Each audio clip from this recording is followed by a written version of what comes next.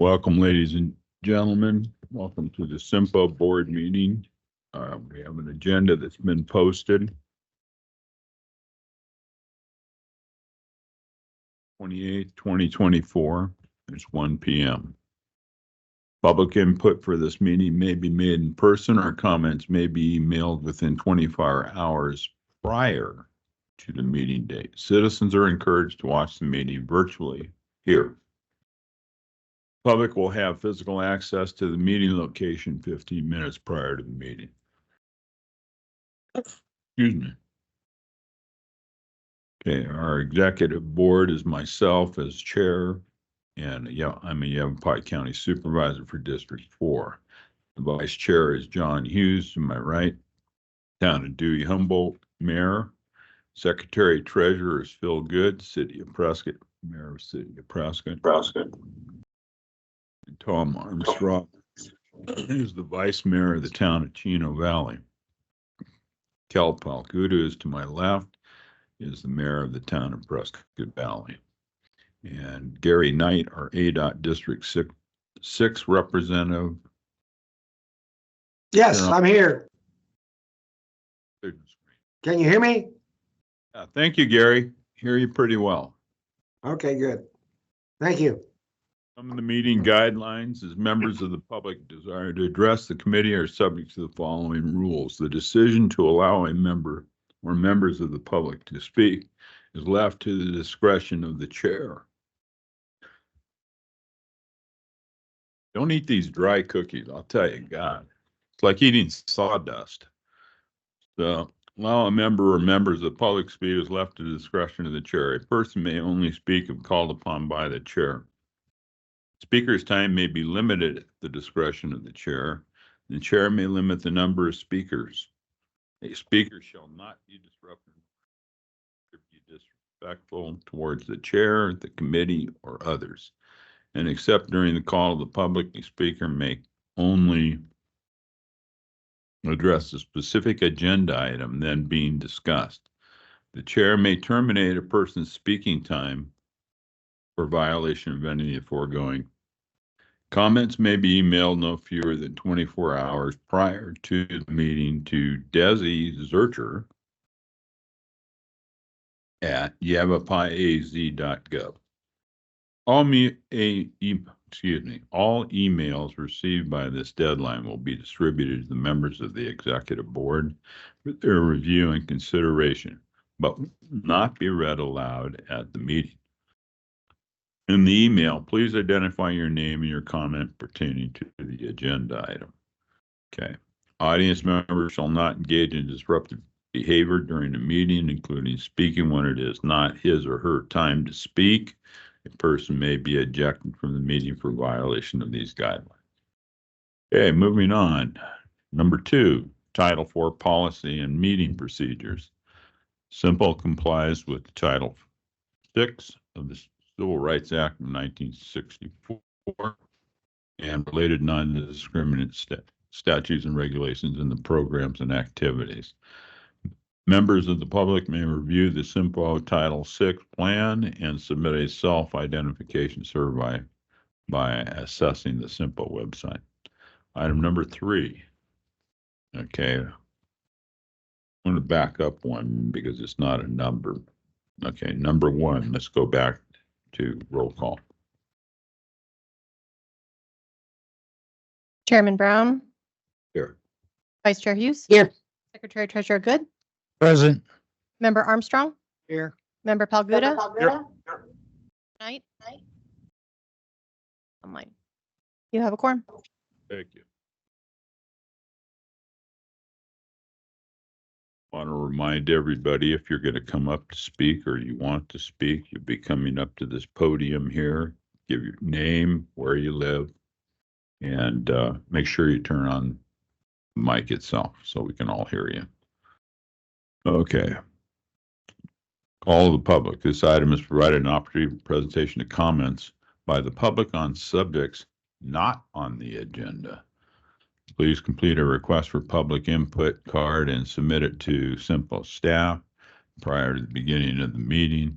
When recognized, use the podium mic and state your name Speakers may be limited to the times at the discretion of the chair. Executive board members shall not discuss or take action on matters raised during the call of the public.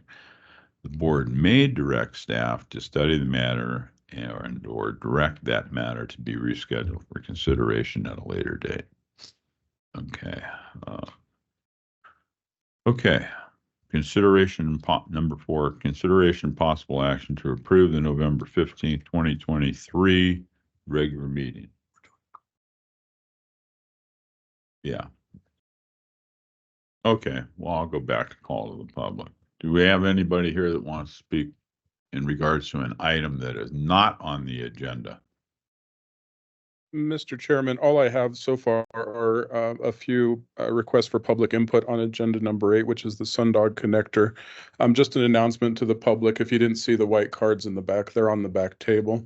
At this time, there are no call to the public requests to speak, sir. Terrific. Okay, moving. See, I knew that, Kel. So moving on to number 4. Consideration and possible action to approve the November 15th, 2023 regular meeting minutes. Everybody get a copy of that, get an opportunity to read it. It appears so. Okay, do I have a motion? I make a motion to. Second. Okay, motion made by Mr. Hughes and seconded by Mr. Armstrong. All in favor? Aye. Aye. Aye. Negatives? Don't hear any. It's unanimous. Thank you. Okay. Executive Director's update, Mr. Gallegos. Thank you, Mr. Chair, members of the board. Just a couple updates. Just want to, we'll pull this up on the screen in just a moment, but I'm passing out a copy to you. Just an announcement of some of our community engagement opportunities that myself and CYMPO staff is participating on in the month of March.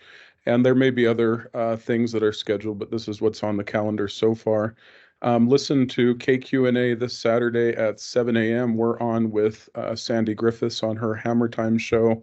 Monday, March the 4th, we're on KQ&A with John Curtis of the Chino Valley Chamber on the Talk of the Town. Thursday, March the 7th, we're going to kick off our annual updates to the various city councils. We will be coming to each of your councils and board of supervisor meetings.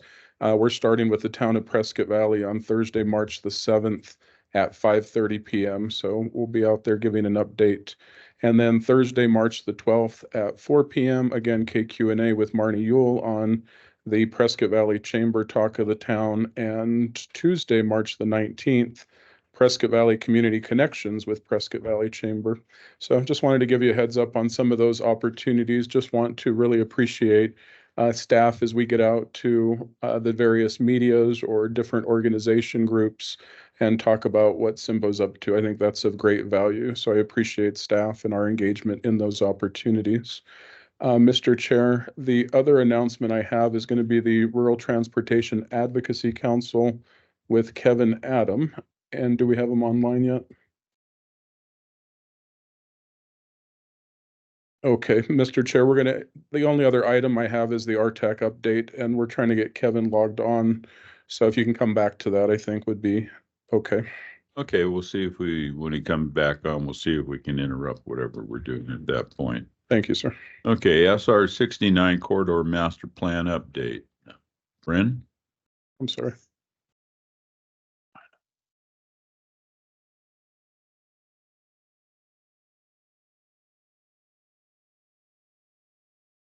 Mr. Chair, we're on item number 6. Okay, well, then we'll do Regional Transit update. Michael Lamar.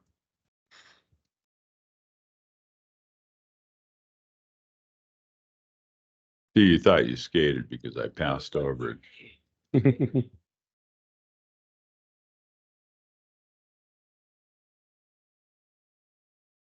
Turn on your microphone, please. Chairman Brown, members of the executive committee, I am very happy to be here. I have a brief presentation about transit and some exciting things that are happening in transit.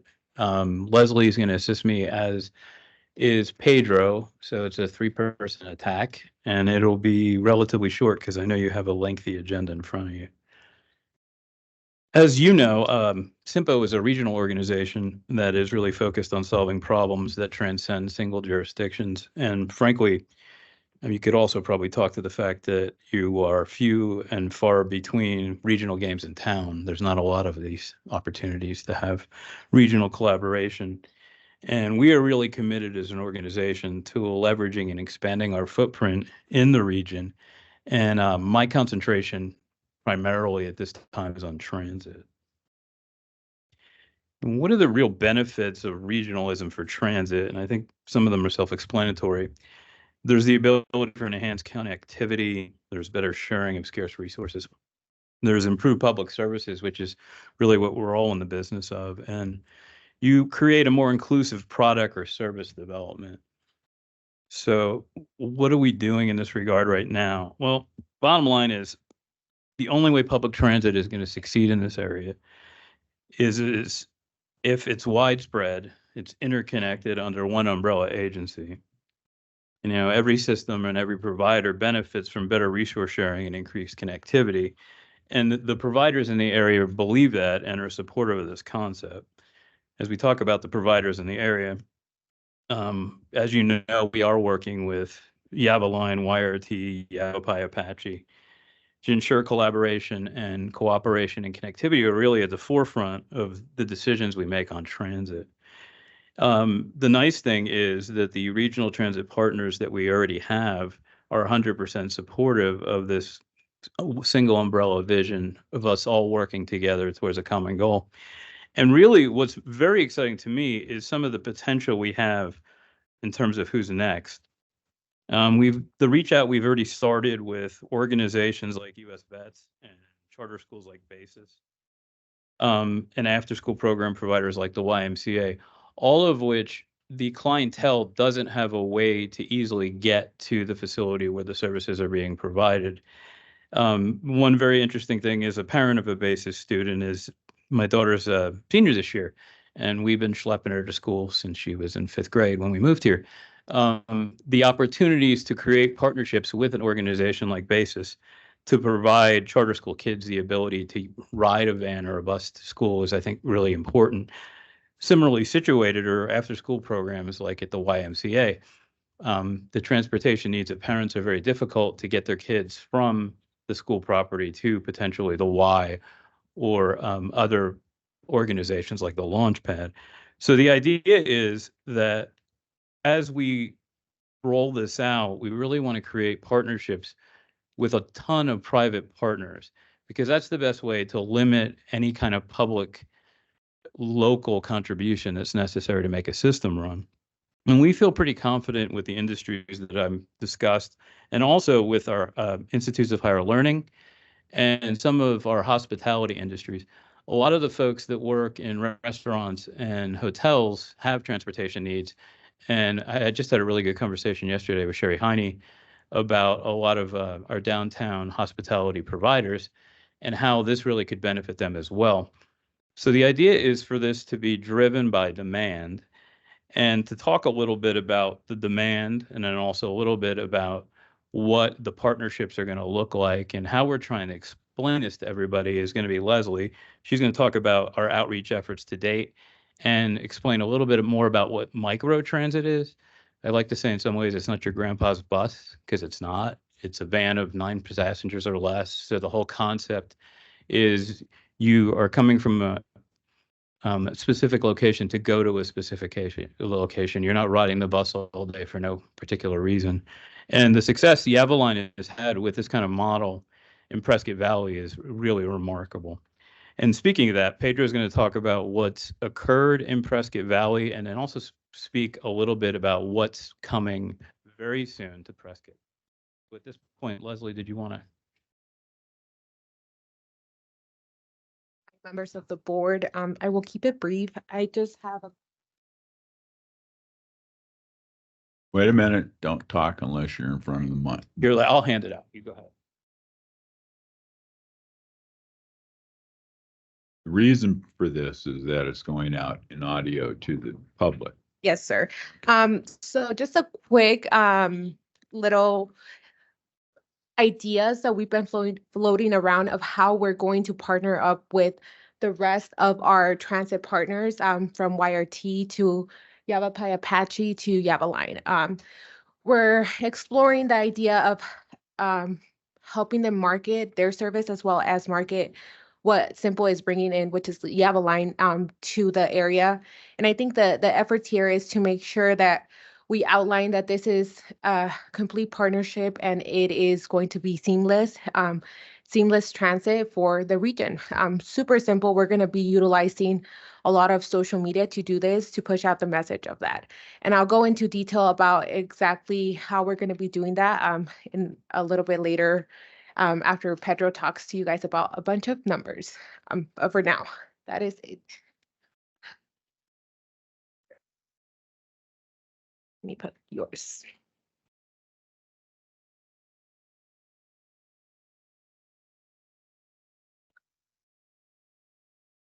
Well, continuing with marketing efforts, I Name. think. Oh, I'm so sorry. Chair, Vice Chair, members of the board, my name is Pedro Rodriguez. I'm the transit administrator for the Yavaline Regional Transit System. It's a pleasure to be here with you today, speaking a little bit about marketing. Hopefully you all have heard of the Yavaline Regional Transit System. And just a little bit on that. So the system is here. There's been a lot of efforts over the last years. Here's a couple of efforts in the last nearly a decade of different studies and plans in the region that are very specific to what transportation should look like, needs assessments and the like. I just wanted to outline the biggest one here as it pertains to Prescott Valley and Prescott. So with the 2019 Central Yavapai Metropolitan Planning Organization Transit Implementation Plan, and CARES Act funding becoming available through the Federal Transit Administration, we were able to grasp 3.6 million. And update that plan from 2019 into what is now the phased transit plan. And that's what I want to talk to you a little bit about, what's happening with that. So with the phased transit plan, as you know, phase one, we started in Prescott Valley. We've had great success. I'll get into the numbers in a few. But we started that in phase one. Phase two is Prescott. This is what the main information is going to be here today. Phase 3 and 4 are coming in the near future, and obviously different types of plans there. But those are the things that we're looking to do with phase transit plan to implement. Eventually, phase 4 would be connecting the two municipalities. I'll get into so for phase 1 and 2, as Michael mentioned, transit looks a little bit different here in this region, and per this plan, it's microtransit, a lot smaller, a little bit more nimble and flexible, data driven, and I think Leslie will give us a little bit on that. I can go ahead and play the video if you'd like. Have you heard about microtransit? Microtransit is a new way to get around town. It's a transportation service that uses small vehicles like 9-passenger vans or shuttles to transport people on demand. How does it work? You can book a ride through a mobile app, by phone, or through the website. The driver will pick you up at your designated location. And the driver will drop you off at your desired destination. Few things to know about microtransit. Only book riders are allowed on board. Drivers undergo extensive training and background checks, and vehicles are professionally maintained. Microtransit can be used for your everyday trips like shopping, restaurants, work, or school. Transit, connecting people and places. Let me ask one question. This doesn't address medical. Yes. So the idea behind this video was just to showcase a broad spectrum of what microtransit can do. As the weeks come and microtransit is now going to be in Prescott, we're going to be pushing out more Yava line specific. So we'll be addressing like the YRMC and any other locations that will be available within the zone. So this is just a general understanding of what microtransit is, because an issue that we saw is that a lot of people don't understand what microtransit is. So Like, what I'm asking is it's demonstrating 4 different areas that, microtransit can address, but it doesn't address medical and medical appointments. Phaedra, you want to say something? Yeah. This is simply a marketing piece that Leslie has worked on for the microtransit system. But yes, you can do medical trips. That is a You don't part of think what we that do. being used for medical is a big asset to this particular type of program? We do provide medical transportation, not non-emergency medical transportation, is something different, but we True. do provide But that. again, in the It- marketing. You're right. And I think one nice thing about the marketing we're doing, it's in-house. This was done by the people that are standing here. We could add medical. It's not an issue. And I think it's a good add. I think it would be a good idea to change it in this proposal. yeah, and we can easily do that. We can exchange one of the pieces for a medical facility. And the whole idea, like Michael mentioned, it's because it's been done in-house, we can edit that easily. Receiving input from public is perfect. It's a perfect way to do that. So Well, to the public in general, medical is extremely important. Shopping is important, that's true, and getting from one place to another is very important. But medical is probably one thing all of us in this room are very concerned about, because we are at that age where we need to have medical available to us. Okay. well, I will make sure to edit it and we could add medical. Right. And so just a quick example of the type of marketing we'll be doing, just pushing out 30-second videos just to get the word out there of what microtransit is, and that it's coming to Prescott, that it's in Prescott Valley, and that we have different services with YRT and Yavapai Apache. So any other questions? How are things working out with the Apache Nation over there at Camp Verde? Are they joining in on this same concept? Yes, absolutely. So we are focused on partnering up. Actually, we had a conversation with them to help them out with their marketing efforts as well. So we've also assisted with getting them together with the tribe here as well. So it's a good partnership and we're excited to continue that. Who are going to talk together? They have actually. Benny and Pedro had a meeting with them earlier this month. So hopefully it's a good partnership there. So yeah. Do Anything you have else? any questions? I think we would be remiss if we didn't include medical on that first presentation, listing both campuses of YRMC and especially the VA hospital. I think that needs to be there for people to see right off the get-go.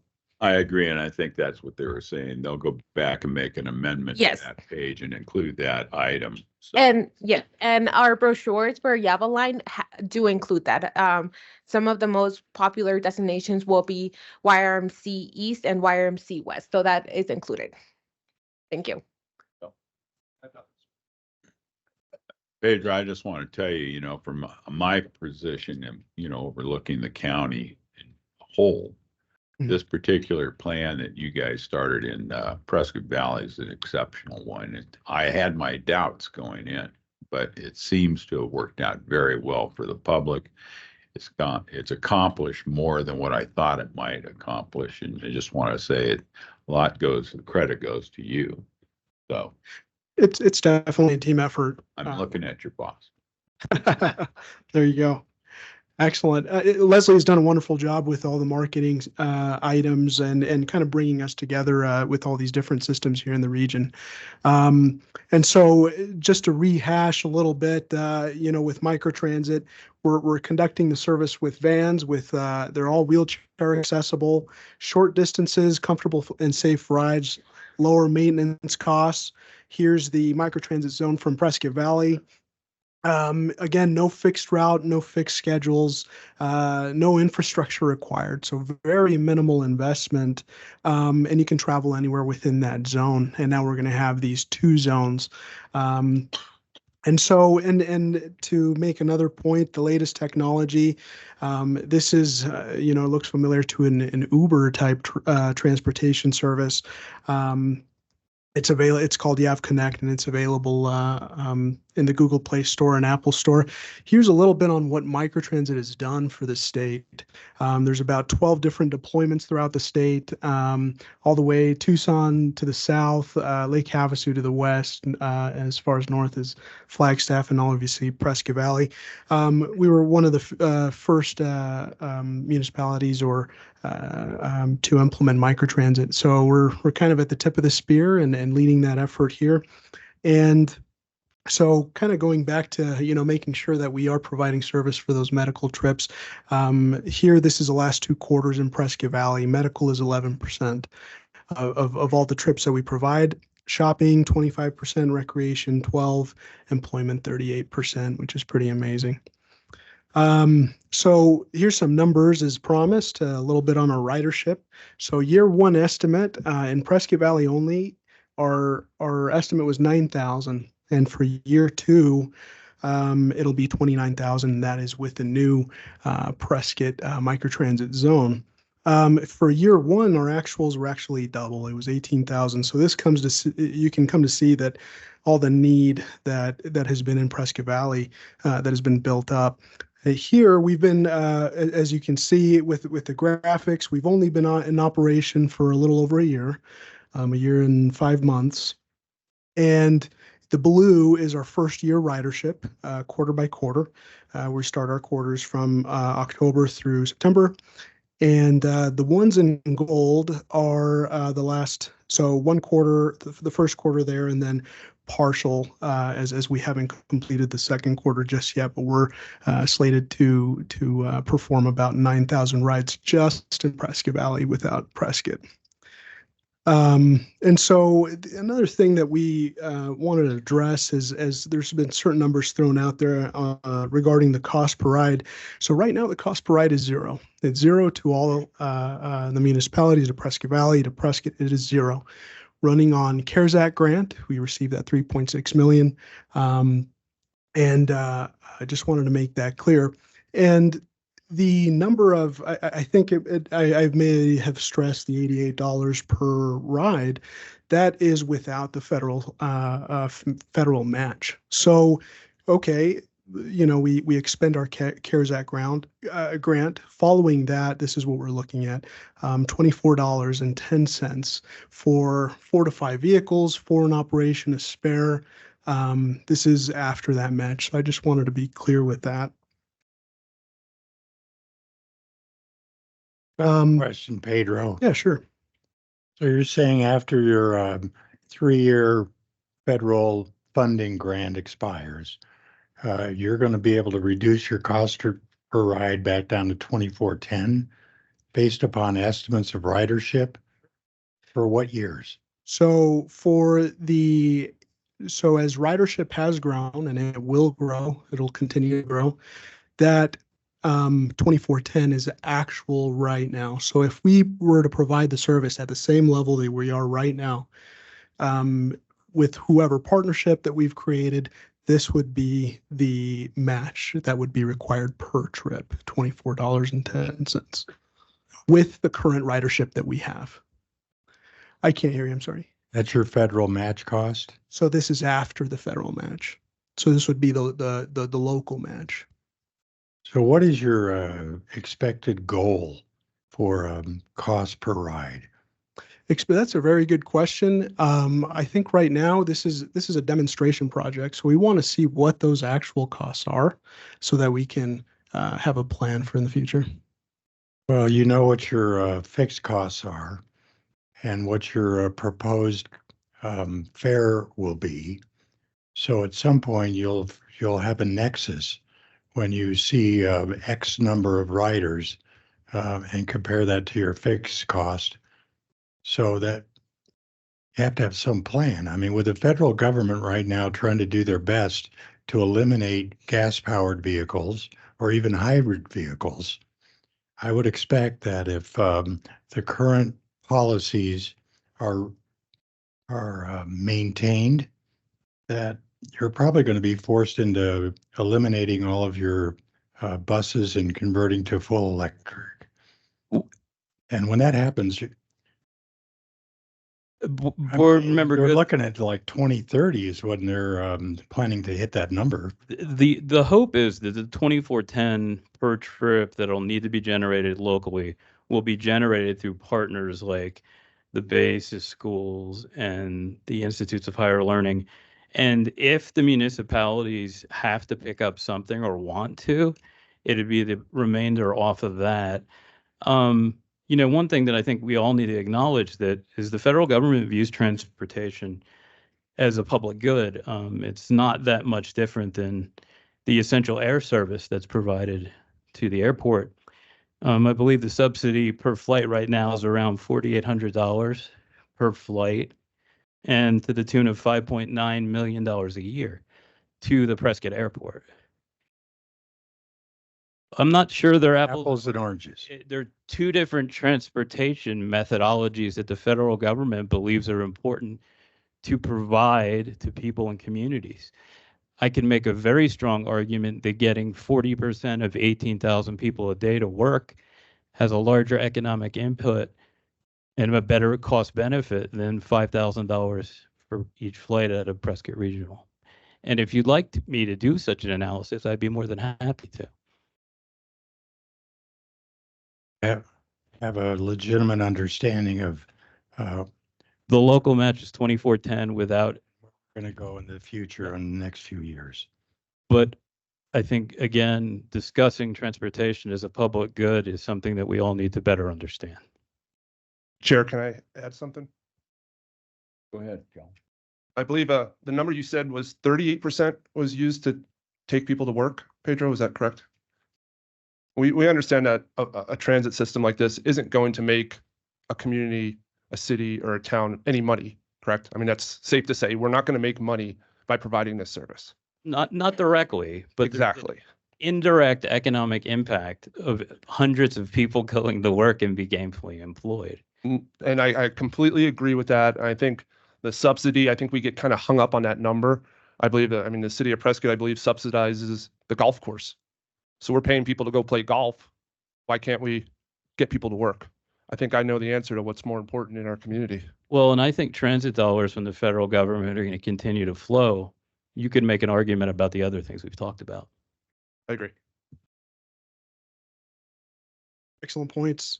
Excellent questions. Thank you. Pedro, one other question before you move on, since we're talking about this. Do we have a plan on how we're going to get people back and forth to the airport and possibly have a place where they can park their cars other than at the airport? I'm not privy to information of the airport in relation to the parking, but to take people to the airport via the microtransit service, we're looking at probably phase 3, potentially phase 4. Those may change or they may interchange, but we would like to expand to provide better connectivity to systems, better connectivity to and access to other places of need. Well, because the planes don't fly every hour on the hour, half hour, or anything like that. It's usually at a specific time of the day and night that they fly in and out. And we can add the frequency to our. But parking is the question. Parking is the issue that will come up as time goes by. And if we had a location where you drive to and then that drop off transit then takes them to the airport and then also makes a pickup at the same time and comes back there, then we would have a system that actually was available to everyone. Because right now, it's a long ways for folks that live out in the rural areas to drive all the way into the airport. I mean, it's a long ways. And then their car sits there for a long period of time, possibly. So.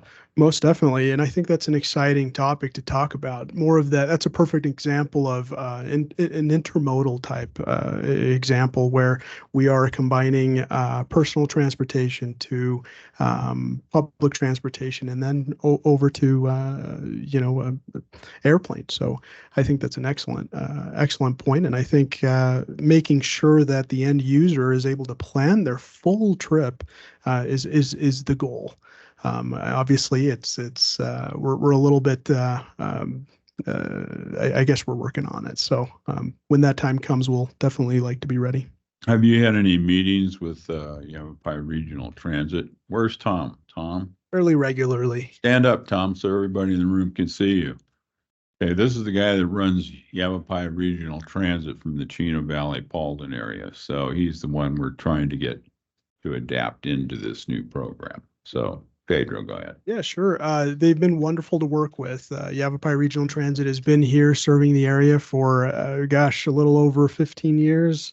And they've been a wonderful service. And yeah, we want to keep collaborating, coordinating service, making sure that we can provide that seamless ability for people to take transportation between systems and across the region. Perfect. John. Thank you, Mr. Chair. Pedro, let the audience know and the people that are watching at home actually what they charge to do the transit, because people at home might think that that's $24 for the ride. So explain that to them, please. That's perfect. So that's perfect segue. So for phase 2, per the phase transit plan for Prescott and as well as for Prescott Valley, the fare is actually $2. So again, the $24 is just simply for the service operation. Thank you, Mayor Hughes. I appreciate that. But for the cost for the individual fare to take this service is $2. And you can pay inside the vehicle via cash, or you can utilize the mobile app to pay via credit card. We're starting here in Prescott Monday, March 4th. So just next week. We're very excited for it. We have all of our ducks in a row aligned to begin that service. It'll be Monday through Friday, 6 a.m. to 8 p.m. Here, Leslie's going to pass a little bit of information regarding the new service, as well as actually this Friday, correct? So for Friday, excellent question. For Friday, we have kind of a public outreach that we will conduct from 10 a.m. to 2 p.m. You'll be able to take a ride, see the vehicles, ask questions, download the information, get a little bit, get some more brochures. So we'll inundate you with transit information. So, and I like to stress that we provide, all different types of transportation for transportation purposes: medical, employment, recreation, shopping, education, and everything else in between. So this is what the microtransit zone will look like starting off. This is not the end all be all. This can definitely expand to different areas within Prescott, but this is what we're starting off with. So Any other everybody questions for you? understands what we're just talking about. Okay, so this new system is going to start up. It is not starting on the 1st. No, sir. Monday, March 4th. Starting Monday, March 4th. Okay, so. Sorry, but Monday, March 4th. Yes. And this information is all available online for people so they can look it up and see it, where your phone number is, so they can Exactly right. move forward. This is a big step forward for this transit in this county. So anyway, anything else? Thank you, Chair, Vice Chair, members of the board. Appreciate your time. Okay. Yeah, maybe this would be a perfect opportunity. So in April, there'll be an official ribbon cutting beginning Monday, March 4th. It's kind of a soft start to the service. And then in April, we'll be a little bit more formal, having an official ribbon cutting. And we'd like to invite everyone here, Including all of you folks. including especially the public. Right. Just anecdotal, I was doing a little research on Uber because I've heard Uber's been a comparison to this. And so I ran the fries to the VA and it's $10 each way. So a $20 trip's a little bit cost prohibitive for an end user versus $2 each way. Especially for somebody that has to make multiple trips in a week or so. Most definitely. Any other questions that I can help you out with? Yeah, what price was that, Michael? On Fair Street? Thank you, Pedro. Excellent. Thank you. Thanks, Pedro. Thank you, Pedro. That was terrific. Thank you for the information. Michael, thank you. Thank you for the whole team. You've done a lot of work on this in a very short period of time. We appreciate it. Mr. Chairman, we do have Kevin Adam online if you'd like to go back to item number 5. Kevin, I don't want to. Your prerogative, sir. Where is Kevin? Kevin Adam, can you hear us online? If you unmute yourself. He's not on video, correct? Good question. I don't know. We had him online just a moment ago. I don't see his name up there. I think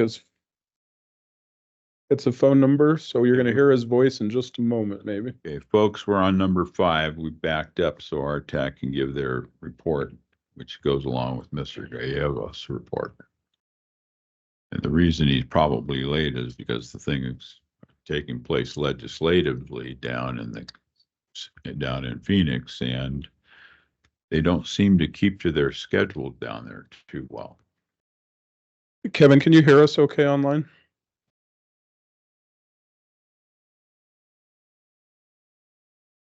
Why don't you give Kevin a call back and tell him we're going to move forward, and we'll talk to him at some other point. Kevin, if you can unmute yourself, Kevin. It shows that you're muted currently. Okay, I'm going to move on. All right. Okay, the SR 69 Corridor Master Plan Update. Now, everybody knows what 69 is. This goes all the way from town of Prescott through the town of Prescott Valley, all through Dewey Humboldt, and all the way down to I-17. So this master plan update. Go ahead. Mr. Chairman, the presenter has a flat tire on I-17. So he didn't quite make it to Highway 69, unfortunately. So Vamshi Yelsetti. Bryn is our project manager, and Vamshi's presenting with her. And if we can move that item further down on the agenda, he'll be able to join us virtually. So we'll come back to that one as well as come back to number 5 from RTAC. Okay. Review and discussion of possible action to receive the SunDOT Connector Design Concept Report and Environmental Overview. This is the final report on this phase. Correct, Bryn? That is correct, Mr. Chair. Mr. Chair, members of the Executive Board, Bryn Stotler, I'm a planner with CYMPO. It's our pleasure today to bring the final draft SunDOG Connector Design Concept Report and Environmental Overview to the Executive Board. To recap what you're going to hear about today, this is an almost 2-year planning process that began back in May of 2022. Publicly speaking, it was in the works even prior to that with the CYMPO board for almost another year. Bryn, let me ask one question at this point of the board. Has everybody had an opportunity to read this and digest what is in there and understand it? I see a lot of shaking heads, yes? Yes, sir. Okay, we've all read it, so. Wonderful. Along those lines, it is a 765-page report that addresses the feasibility of a 3.5-mile corridor between Prescott Lakes Parkway and SunDOG Ranch Road in Prescott Valley. What you'll see in the presentation by our AECOM consulting team is a full technical analysis, how 7 alternatives and a no-build alternative were considered, and how alternative 3 was selected through the public engagement process and the result of that technical analysis. We've identified that there is a potential traffic reduction to SR 69 if SunDOG Connector were built, and you'll hear more about that specifically. You will hear about a public engagement recap where there were a series of stakeholder meetings and open public meetings and a number of different methodologies that were used to get the word out on SunDOG Connector. So you'll get a recap of all of that.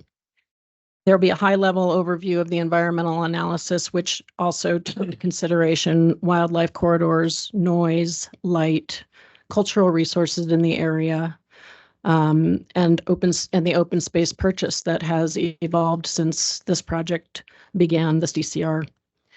And finally, you're going to hear about the cost of the project and how the areas of responsibility may define future costs if this were to ever be built. Back at its meeting on February 14th, the TAC rendered a recommendation for the Executive Board to receive the draft final report and environmental overview. And with that, I'd like to introduce Matt Bondi, who is the lead engineer at AECOM that has been working on this report. You'll hear much more about it now. Thank you. And Mr. Chair, if I can add something, please. Okay. Great. Just a note to the members of the public, if you do want to speak on this item, again, there are white cards in the back, a call to the public cards. Mayor Palguda is holding them up if you fill them out. Be sure you turn them in to Desi Zurcher if you wish to speak. As Bryn just noted, the technical committee did make a recommendation for the board to receive this item. The action item on the agenda is to receive the final plan. This is not a decision to build the road or not build the road, and this will bring our planning and 15% design process to a close, and then we'll turn that over to the local municipalities, to major stakeholders like the city of Prescott, town and the county that either surround this area or adjacent to this corridor. So the whole purpose of this action item at the end of the presentation will be to receive, and that'll be the focus of the action item. So thank you. Go ahead and hear what was done. So we Yes. All right. Thank you, Mr. Chair. All right. Good afternoon, Chairman Brown and board members. Again, my name is Matt Bondi. I am the project manager with AECOM, who worked with CYMPO on the preparation of this report. So the final DCR design concept report and environmental overview for the Sundog connector. So kind of as everybody's kind of talked about here, we're going to present to you basically from beginning to end of the study process, kind of how the development of the study was conducted, and then through the recommendations of the report, and then to where we are today with the presentation of the final report for possible receiving. So as we move it through here, so we prepared a PowerPoint for it and a little bit of the agenda here. So again, we're going to talk about those the project summary and process. We're going to talk a little bit about what the purpose and the need, or the goals and the need of this potential Sundog connector would be. We'll go over the alternatives, preparation and evaluation process that we did for the project. Went through multiple build alternatives, how we kind of necked those down, evaluated those, and then came up with some recommendations that would potentially get moved forward further for a build versus a no build. We'll discuss the key features of the build alternative. We'll also get into the environmental overview, so what we've looked at as far as the existing environment conditions, as well as if there was a build alternative, what some of those impacts and some of those potential mitigations might need to be. We'll get into the public open house and general feedback. Again, there was some pretty significant public involvement on this process. We'll discuss what that was and some of the outcome and findings from that process with it.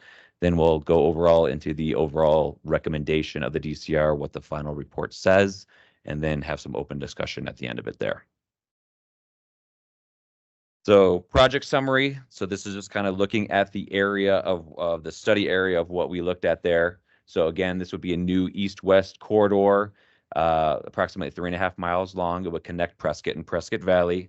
So it would be, it could connect Prescott Lakes Parkway south of SR 89 and connect to SR 69 on the other end there. So it would basically give another east-west corridor from enhancing connectivity for the neighborhoods between Prescott and Prescott Valley. So a secondary travel option to SR 69 overall would be what the corridor or the connector would look like there.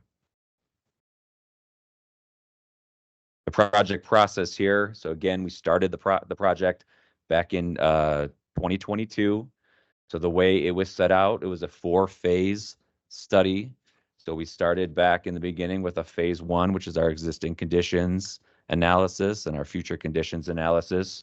We then moved that into what we called our phase 2, where we looked at actual alternatives and the evaluation of the alternatives. So, we'll get into a little bit more in a minute there, but, we developed 7 alternatives. We eventually went down to 2 build alternatives and evaluated those build alternatives versus a no build alternative. The phase 3 was then the actual preparation of the design concept report and environmental overview. And then our phase 4 is where we sit at here today with the presentation of the final report. Again, just another way to look at kind of the project process here. So at the very top of our flow chart there would be our phase 1 portion of how we broke things down into tasks. So that prior document review, that existing conditions analysis.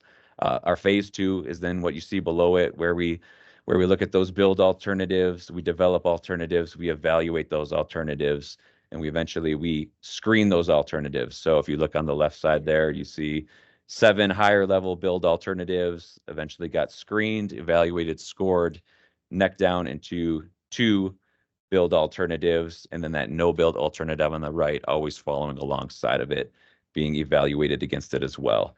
Then, very bottom there, screening the alternatives again, coming up with a recommendation that we'll talk about a little bit as we get further through there, of a recommended build alternative and a recommended no build alternative for consideration. So goals and needs for the project here. So when we talk about the purpose and needs, and some of the items that this potential connector could help fix or meet some of the goals of the project there. So addressing congestion on SR 69. So congestion on SR 69 is only going to increase as time moves forward there. The Sundog connector would provide that additional east-west route to alleviate that strain. Providing additional access to homes north of SR 69. So again, the existing communities of Yavapai Hills and Diamond Valley, access into those communities are reliant on SR 69 today. So if there was a potential additional east-west connector or corridor through there, that would provide additional access for those neighborhoods within that area. And that leads into a little bit on our upper right goal and need there of improving emergency responses and evacuation access. So again, relying on SR 69, a potential or a future connector corridor would provide additional access for evacuation routes, additional access for emergency vehicles for some of those little northern areas within the communities there.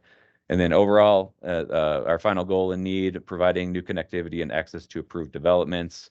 So there are, as part of what we evaluated as we looked at this area, there are planned developments within the region that, looking at some of those connection points for that, some of the goal of this project was to see how some of those planned community or planned developments could connect and plan for it for the future, trying to find the most optimal locations of where things could connect, how you can get from one end to the other, knowing some of these approved developments or planned developments are potential coming through there.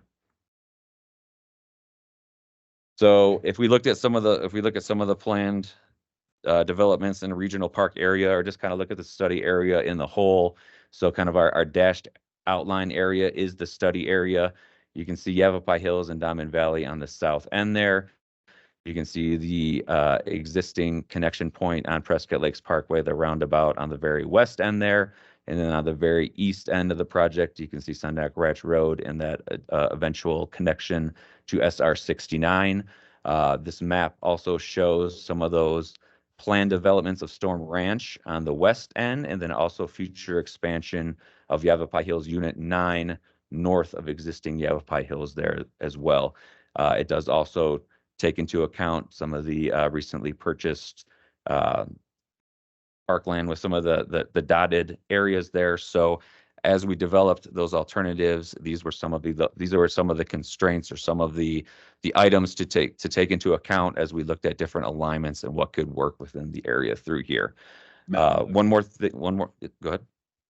Let me interrupt you right here at this point. Okay, so this is not the study area was all in this area, but the actual section of the road that we're talking about here today runs from Pioneer, or not Pioneer, but Prescott Lakes Parkway down there in the right corner of that somewhat circle, I guess. So yeah, Left the left corner. end there, the very left end of our corner there, if you can see Okay, kind of a little. consideration then is it runs back through and across over to Correct. The other end there, kind of the the very far end. Diamond Valley. That Sundog Ranch Road, if you can see a little connection kind of halfway up at the very end. Okay, so we're really talking about the lower third of that drawing? The everywhere we're looking for the alignments are essentially within that dashed black outline area. So I think, and you'll be able to see as well when we look at some of the proposed alternatives that we go through it there, all the connections you'll see begin at that roundabout on the west end there at Prescott Lakes Parkway. So that existing roundabout there, the connections then traverse different horizontal alignments, either down, middle, up, and then eventually connect in at the SR 69 side at Sundog Ranch Road. Okay. The reason I ask that question is for the people out there that don't have the map to see in front of them. Okay. So with that, in a second, we're going to start talking about what the developed alternatives are. As part of that alternatives development process, we also needed a way to evaluate the alternatives to then determine which alternative were the preferred, which were the alternatives were the ones that we wanted to move forward, that scored better, that were more had better scoring or features that could then be moved forward for further evaluation even further on within the project there. So up on the screen here are the 11 evaluation criteria categories that we use to evaluate and score each of the alternatives. I'll just really quickly run through them here, but we looked at items such as the natural environment, the built-in human environment, traffic impacts, community accessibility, that emergency access and evacuation, consistency with any of those regional or local plans, multimodal, vehicular safety, engineering design, or any constraints associated with any of the alternative developments. And then we took into account the public and stakeholder acceptance, and then finally looked at those costs of the alternatives there. So with that, I'm going to hand it over to Kate Bondi here. So we will talk about, she's going to present on the actual developed alternatives and the process that we went through with it. Thank you. Hello, Kate. Hi. Thank you, Chair. Thank you, Board, for having me also. I am Kate Bondi with AECom, and I was part of the management team for AECom, and I am a traffic engineer lead on the project. So I'm going to keep going where Matt left off and start with the alternatives. So we developed 7 build alternatives, and now you can see the lines connecting between the two. I want to note first is, as Matt mentioned, when we did everything that we did in this project assumed that the Storm Ranch community and the extension of Yavapai Hills were proceeding, especially in the Storm Ranch community. As you can see, each of the different colors there all lined up with the approved plans that were currently approved at the time when we started the project and through most of the project through Storm Ranch Road. So you'll see each of them have that same alignment and assume that is what those plans had. And then we picked up there and considered different ways to connect between Storm Ranch and Yavapai Hills. How do we connect between the two? What does that look like? And when we did that, we were considering that connection of there's topography. How do we get up the, how do we get up the hill the best? How can we do it with a grade that's acceptable? So a horizontal and a vertical alignment. And then also taking into account what we heard from the public, the visual aspect. Do we put it up on like fill, do we build it up or do we cut it into the mountain, cut it in and use cuts? Do we, make it go slower? What kind of speed can we get from a horizontal perspective?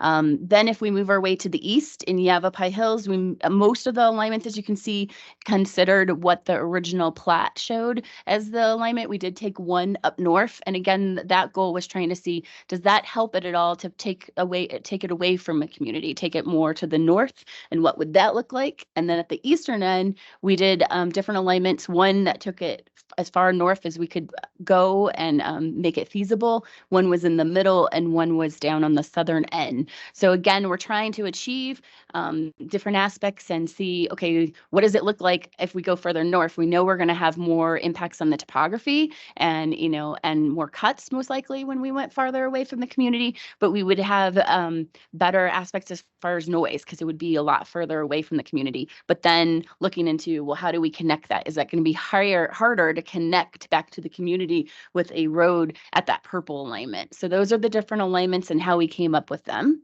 So again, there were 7 alternatives. We then went, and I know this is really hard to read, but we went through a series of each of those criteria were weighed and evaluated either quantitatively or qualitatively for each of these different 7 build alternatives. And again, in this first phase, we only looked at build alternatives.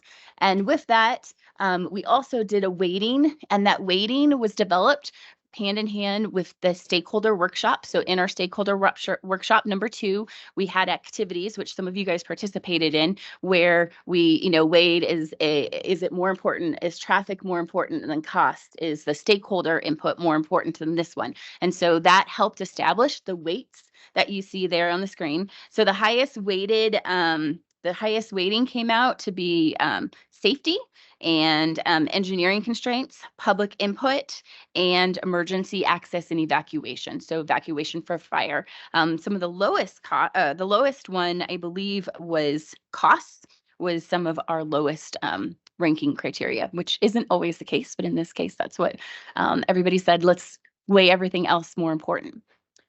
So from an aspect of this evaluation, right off the bat, you can see alternative 1 and alternative 2 have a lot of red on there. And that's because they were for the ones farther up north on that eastern end, but they required a lot of cut, had a lot of different aspects and impacts to the natural environment and to meeting design criteria because it was going up and down hills and cutting into that topography. So those really right off the bat were not carried forward. Number 4 and 5 are kind of in the middle. Alternative 3 and alternative 7 were the 2 that came out to have the most, you can kind of see with the blue, and we recommend for carrying forward to phase 2. Alternative 3 was the alternative that was one of the most direct, and I'll show it in just a second here, but it connected all the way from SR 69 from Prescott Lakes Parkway to SR 69. And alternative 7 was an alternative that took it from SR 69 and stopped on the eastern end of Yavapai Hills, the extension. So we then moved on with those 2 recommendations for the build alternatives to move forward and went into build phase 2 of the build. With this phase, we then met with the technical team, came up with what typical section we would use on the build alternatives. And we also refined those build alternatives. So I'm going to go through what the refinement was. So the typical section that we looked at was 2 lanes in each direction with a center divided center median with 16 feet. We have a multi-use path on the north side, a 10-foot one, and a 6-foot sidewalk on the south side. And then it has curb and gutter. And then in this evaluation, we did not consider, especially because, we're cutting and we're filling, we went with a conservative approach from a right-of-way perspective. Fit through. And so we're not considering walls. We're not considering guardrail. That would be, if it ever did move forward, looked at in the future from a build. But from this perspective, we used 2-to-1 as our max for fills and 1.5 to 1 for those cuts. And again, we're trying to be conservative from a right-of-way perspective and really what those impacts would be. So alternative 3. So the red is here. We did a couple different steps with refinement here. Number 1, we tried to, this alternative is down at the bottom in the eastern end. It kind of hugs Yavapai Hills and Diamond Valley, and that's because those alternatives that were on that southern side most easily meet the topography. It's easier to get up and down and at grades that make sense. But what we did try to do was an effort to pull it away from the houses as much as possible, but stay within an area where we could meet those topography areas. And so that's part of the refinement. You can't really see before and after, but we did scooch it as far as up to the north as we could. We also established where connections would be made. So you can see 2 connections in the Yavapai Hills. Those connections are consistent with what is in the plat that they had, or the last plat that we had seen. And so that is with the pre-approved plat. And you can also even see it kind of matches what's out there and graded out there today. At Diamond Valley, we have one connection, and that connection would be where there's an existing dirt road that goes up to the towers up there. So that seemed the most feasible connection, and also made sense with the conductivity of the Diamond Valley and how the roadway system is in there. And then on the eastern end, there's one more connection that's existing to a dirt road that's there today. That is extension of where the Sundog Ranch Road is today. So that's where and that's the refinement we did with that. In alternative 7, as I mentioned, alternative 7 has a little bit of different connection in between Storm Ranch and the extension of Yavapai Hills. But we in this refinement created where it would connect to Yavapai Hills to the south. Same alignment as a previous one in alternative 3. One thing to note is alternative 7 in between the two is built on fill. So it's kind of it's got two kind of S curves, and it's built mainly on fill, so you will be able to see it more than the other one. In alternative 3, this one's a little bit more direct between the two, and it's built in a cut area. And then the third alternative that's in the alternative screening process is the no-build alternative. So this no-build alternative is a true no-build. It does not consider any build alternative. So when we did the evaluation and when we do the constraints and opportunities, it is a true no-build from one end to the other that we're looking at. So here's the evaluation on that was done on phase 2. So in phase 2, you see alternative 3 and alternative 7 are the two build alternatives, and the no build alternatives on the right. From the two build alternatives, alternative 3 has the most like blue and good that you see in there, and then the no build alternative. So from this aspect, one of the things I want to kind of point out is from an alternative 3, you'll see where you see more red and yellow. That's where we have impacts. So we have impacts to environment up at the top. So there's impacts to both the natural and the built environment. We have impacts, there's engineering constraints, we have utility impacts, there's cost. It's the most expensive cost. And then from a no build, you'll see kind of the opposite. You'll see blue in all those impact areas, because again, we're not impacting anything. It doesn't cost anything to not build the road. And we're not impacting the natural environment because we're not putting anything new there. However, you can see right in the middle, kind of the opposite, right? On the left side, you'll see the blue, and on the right side, you see that orange, is because those are all the things of improves the emergency access, the consistency with the plans, the community's accessibility, all of those things that Matt highlighted as far as the needs. Those are like, the opposite of each other as far as the no build and the build alternative 3. So from this, we then had the recommendations of moving forward with if it's built, the build alternative 3, and then the no build alternative. And then I'm going to highlight the opportunities and the constraints with each of those. So with build alternative 3, it most meets the needs of the future and existing regional needs. It provides the largest reduction times and volumes along SR 69 with this implementation that is not considering any other implementations or any other improvements on SR 69. So Vamshi, I think we'll be talking about later with SR 69 corridor, other alternate, that project will consider different modifications, but with specifically comparing it to a no build of no other improvements on SR 69, this provides the largest reduction in that travel times and volumes. Provides the most direct connection along the western side.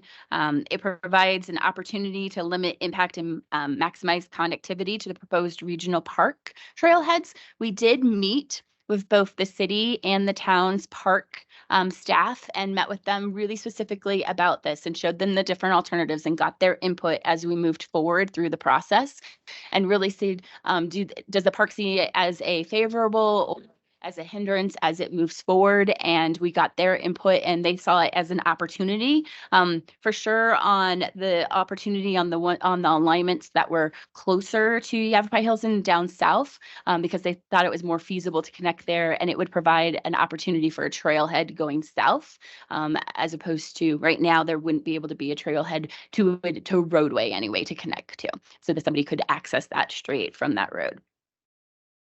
And then it provides the best conductivity to existing development. It reduces the emergency response and evacuation routes significantly, and it's a high agency ranking. Now the constraints on this. So on the eastern end, although we follow more of the topography, there are still tall cuts on the hillside. So there's about 500, less than 500 feet on the east side. On the west side, in between Storm Ranch and Yavapai Hills, there are significant cuts. So there's going to be significant cuts if this is the route that goes between those two. In order to get from Storm Ranch to Yavapai Hills, you have to cut into there or fill it significantly to make the connections where Storm Ranch has has their roadway today to connect to that. There are steep roadway exceeds 9% grade in a couple of points, particularly on that western end. There's potential noise impacts due to the proximity of the existing properties. The roadway design would require design exceptions, standard just to the normal standards. It would intersect wildlife corridors. SR 69 already kind of intersects these same corridors, but it would, if it is built, it would provide another intersection to those corridors. The alignment would be visible from multiple viewpoints in Yavapai Hills. And there is a possibility for cut-through traffic in the neighborhood. It was less than alternative 7, but more than the no build. If the no build, there is no potential for any other type of volume to go in there. And then from the input and the comments gathered from the public, the majority of the public does not support a build alternative. Any build alternative, but a build alternative. And then it is the highest cost build alternative. The no build, the opportunities, again, it leaves the natural land undisturbed. It maintains the current noise and visual characteristics that are there. It maintains the current wildlife corridor connections that are still available to those wildlife. The majority of the public input that we received includes support for the no build, and I'll get into more of those numbers in a minute. It has no added cost for right-of-way or utility needs because you're not building anything. And then there's no possibility, as I mentioned, for that cut-through traffic. The constraints, though, we're not improving the emergency response times exceeding the recommended standards. It's not improving any kind of evacuation access, and it is not addressing any congestion on SR 69 with this type of improvement. There are other type of improvements that will probably come out on the SR 69 study. But with this one, it would not improve it. The existing neighborhoods are limited to their access points to the southern access that they exist today. And it is inconsistent with the long-term community plans that are there today. I did want to point out, I think I'll go back just a slide. I did want to point out that if Storm Ranch or other communities go in there and Storm Ranch, if it sells, if it doesn't move forward, we do recommend that if it was sold and community went in there and it went through a whole process, that it re-looks, and it says that in the study to re-look at that connection between the two, because that first area and the first connection between the two, there might be other ways to connect them that are more feasible and less costly. All right, so some of the build alternative features. I already said it was 2 lanes in each direction. It has curb and gutter. It has a 16-foot median. It has natural landscaping, 10-foot multi-use pad on the north, or path, excuse me, on the north side. It has a 6-foot sidewalk on the south side.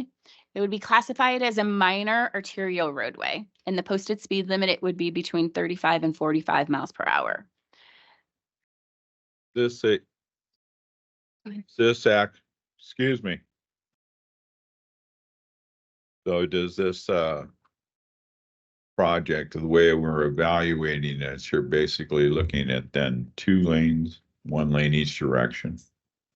Two lanes each direction. 2 lanes each direction. That's what we looked at. So 2 lanes each direction. Now it could be implemented with 1 lane each direction. Some of these questions I'm asking is not for us. Yeah. It is for people that are listening to this, and there are a lot of people listening apparently. So Yep. Please bear with me. Yeah. 2 lanes each direction. It could be implemented with 1 lane in each direction to begin with.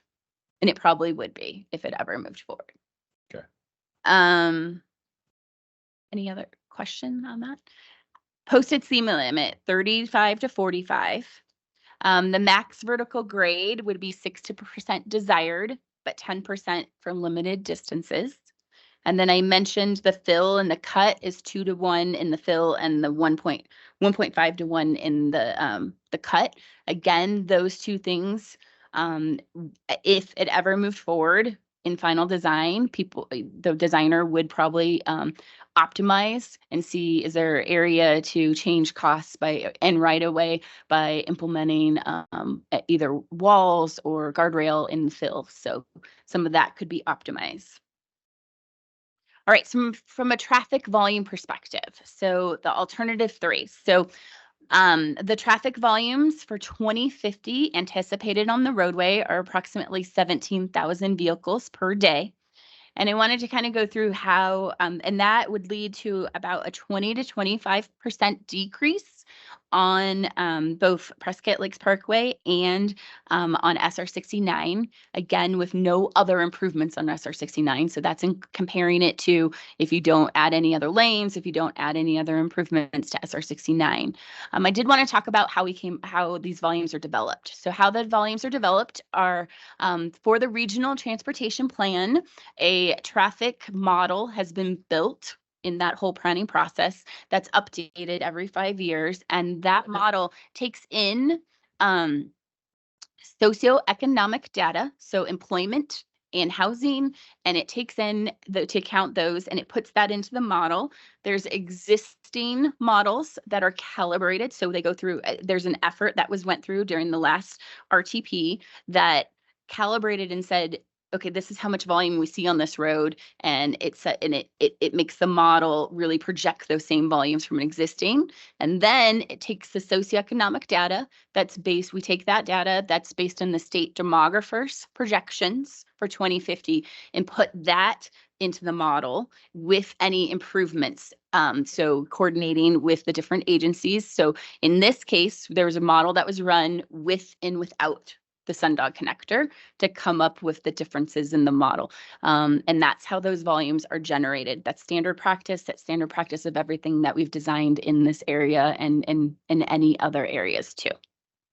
I do want to note that projections also show, though, there is a slight increase on SR 69 to a little bit to the east of the connection at Sundog Road. And that's because, again, this is a regional model. And so when we add another roadway in there, especially, a 4-lane roadway, it also takes traffic that wasn't necessarily on SR 69 or Prescott Lakes Parkway, but maybe it was on 89A and reroutes it a different way that it sees as a way that is now available to it. And so that's where some of that increased volume would come from. In addition to the modeling from a high perspective, we took those ADTs and we had collected existing volumes on SR 69 and we built traffic models on 69 that are intersection based, and we took travel time estimates. So existing conditions, a no build and a build alternative. In the peak hour, in the peak direction, we see about a 10 to 12% decrease in the travel time that would be expected with no additional adjustments on SR 69. So if SR 69 looks the way it does today, and you went to the 2050 volumes and you compared that to if SR 69 looks the way it does today, but you built Sundog, that's the comparison. And again, it's in the peak time period in the peak direction. So again, 10 to 12% benefit from that from those volume travel times that you see on that. From a cost perspective, we broke down the cost into 5 segments. So you can see starting on the western end in segment 1 and working our way to the eastern end. So segment 1 is an estimate. We did not design segment 1 because that was already designed in approved plans, especially when we started the project. They were completely approved. They had it, and it was a designed roadway. And so that's what we matched into. So from an estimate perspective, that's about 32 million from what we can, we looked at what was designed in that area and what the fills look like and right away that's needed for that. For segment 2, That's in between Storm Ranch Road and the Yavapai Hills extension, and that's about a $67 million segment in there. So that's the highest costing one. Again, that's where we had some pretty significant cuts. Segment 3 is within the Yavapai Hills Unit 9 limits, and that was just over 8 million. And then segment 4 and segment 5 are to the eastern, and it goes in from Yavapai Hills Unit 9 to the city of Prescott boundary, and then from the boundary of the city of Prescott, what's in the town of Prescott Valley, that would extend to SR 69 and to the existing connection there. Both of those are about 21 to 22 million respectively between those two segments. From an environmental overview. So an environmental overview, it's one of the big appendices in our 700-page report. It was prepared to inform future environmental analysis requirements. The EO consisted of an inventory of the existing environmental conditions and identified constraints and potential for the project. Continued environmental reviews should be completed. We highly recommend this if any future project development is moved forward at any stage. As far as some of the highlights of what we looked at in the evaluation and coordination, we did it during the alternatives analysis. We did a view shed visual analysis. So we took, the view shed of what it could look like. And I can't remember how many points. We took like 10 or 15 points, I think, and said each of the alignments and looked at them vertically and had Matt show a model of what that would look like. And so we did a bunch of that. We coordinated with EMAC and had a whole session with EMAC and a workshop. We did sensitive, and that was really important because that was important to get game and fish input on, and that was really helpful from a wildlife perspective.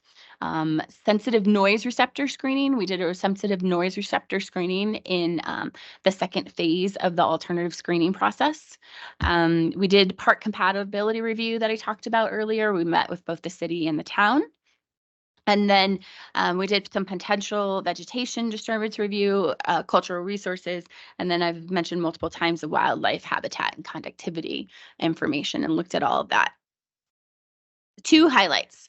If this project ever moved forward, 2 things that would significantly need to be mitigated from what we've heard from the public over and over again is noise mitigation and wildlife habitat and conductivity mitigation.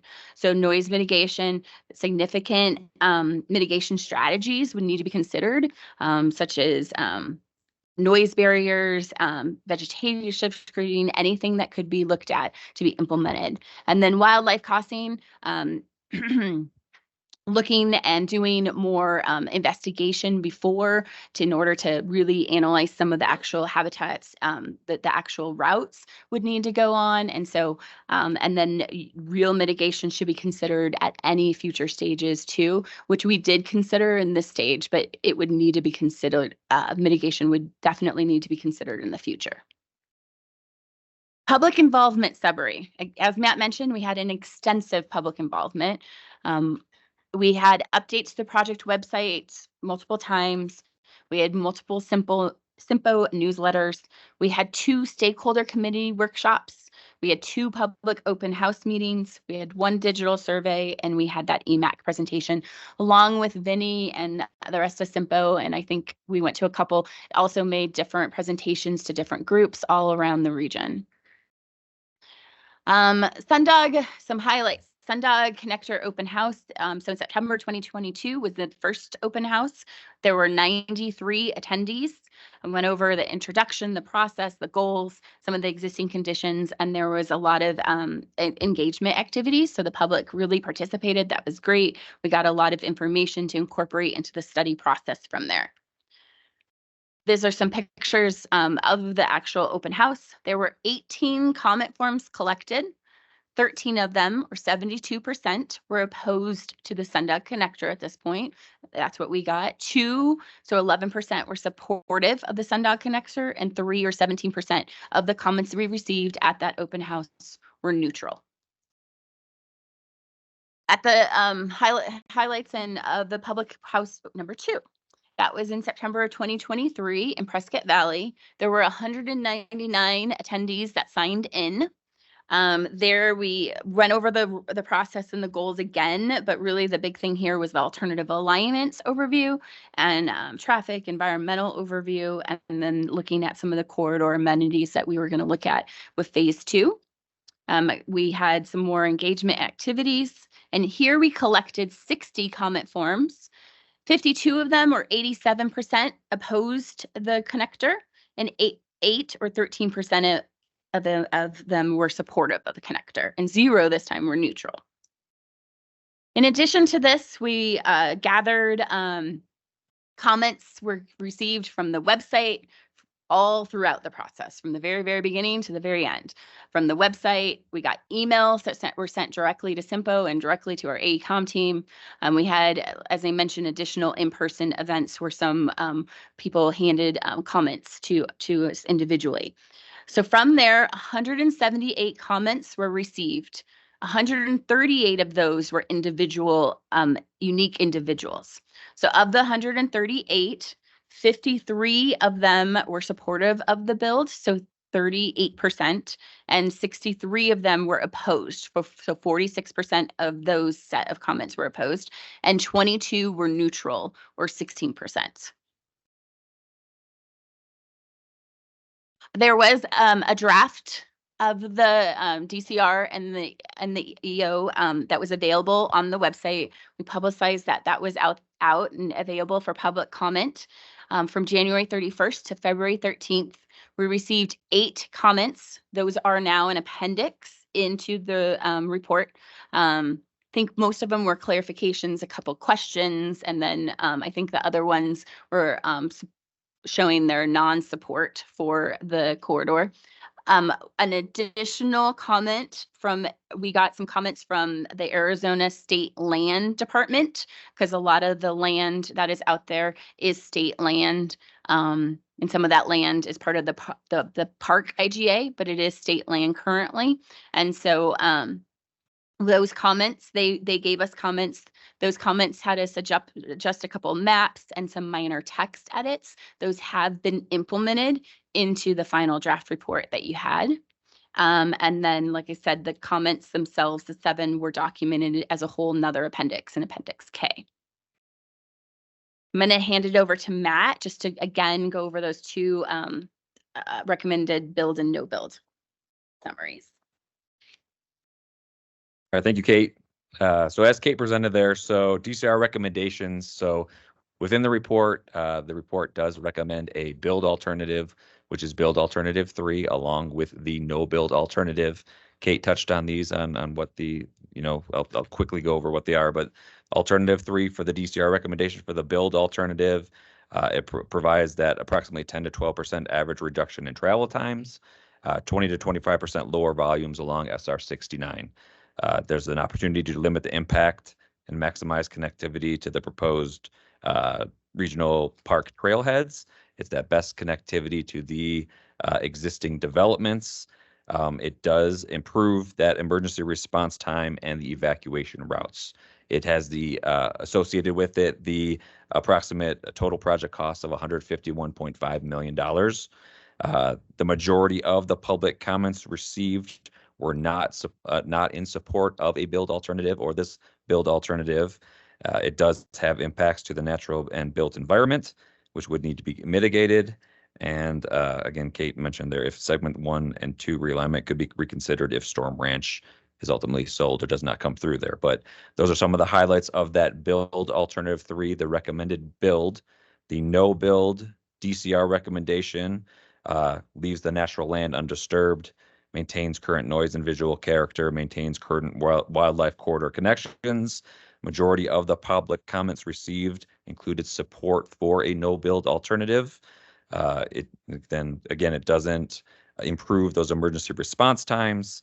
It does not improve that evacuation access, and does not address any congestion on SR 69. And again, the existing neighborhoods limited to those southern access points, so those existing access points along SR 69. And then finally, inconsistent with any long-term community plans. Those are the recommendations from the report. With that concludes our presentation, and we can open it up to the board for any comments, questions. discussion items? Couple of questions, Matt, that I have. I'm gonna approach Vinny is, did you, as far as the comments being made by folks in the, coming from the public, I assume mostly were going to be all put into this report, so this numbers that they're representing does include everything that you've received? Yes, sir. Mr. Chair, members of the board, we've received, and last I checked, I thought the last 160 pages were all related to public comment. So 160 of the 765-page report is a copy of every comment that we received, whether it was at a public meeting, email, or comment. So that is considerable in the report. And then that does include those final 8 comments we received at that last 2-week period. So yes, Mr. Chair, all those will be, or all those are included as part of the report.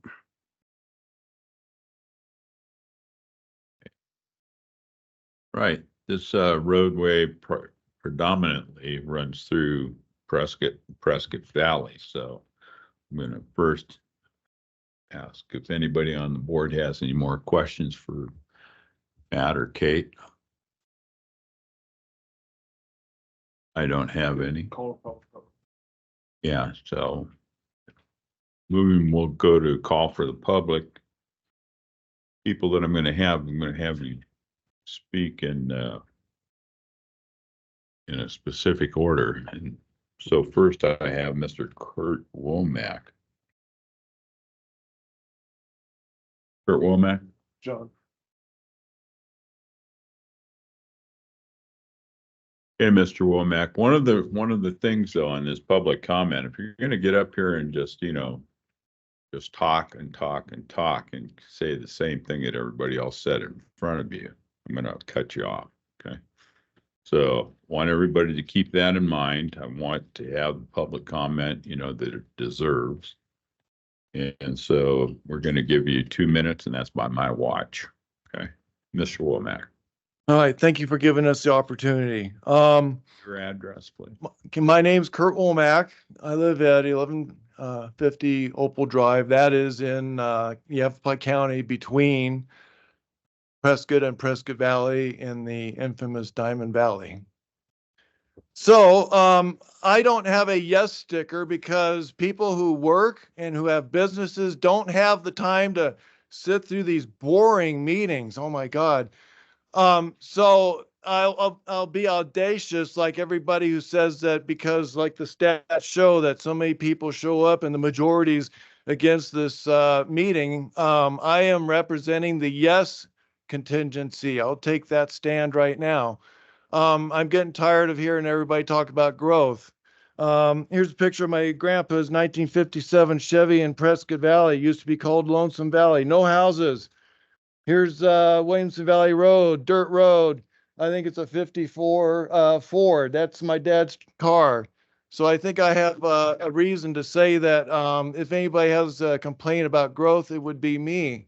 Everybody who works can use every alternative we can get around here. So that's why I'm supporting this road.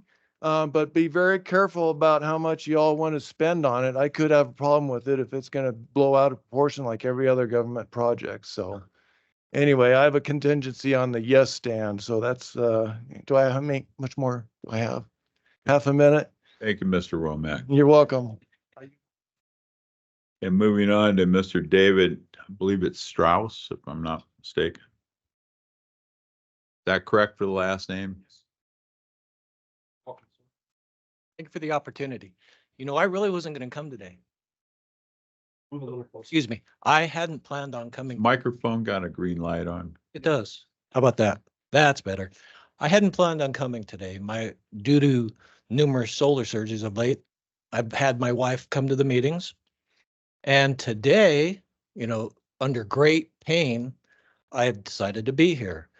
After looking at that alternate build 3, the pain of that is a lot worse than this. I live at 4733 East Amber Road. And if you look at Diamond Valley, that's that last street. Now, that abomination that you want to put right there, it's painful. If this happens by any way, shape, or form, any elected official that has approved this, I will make it a lifelong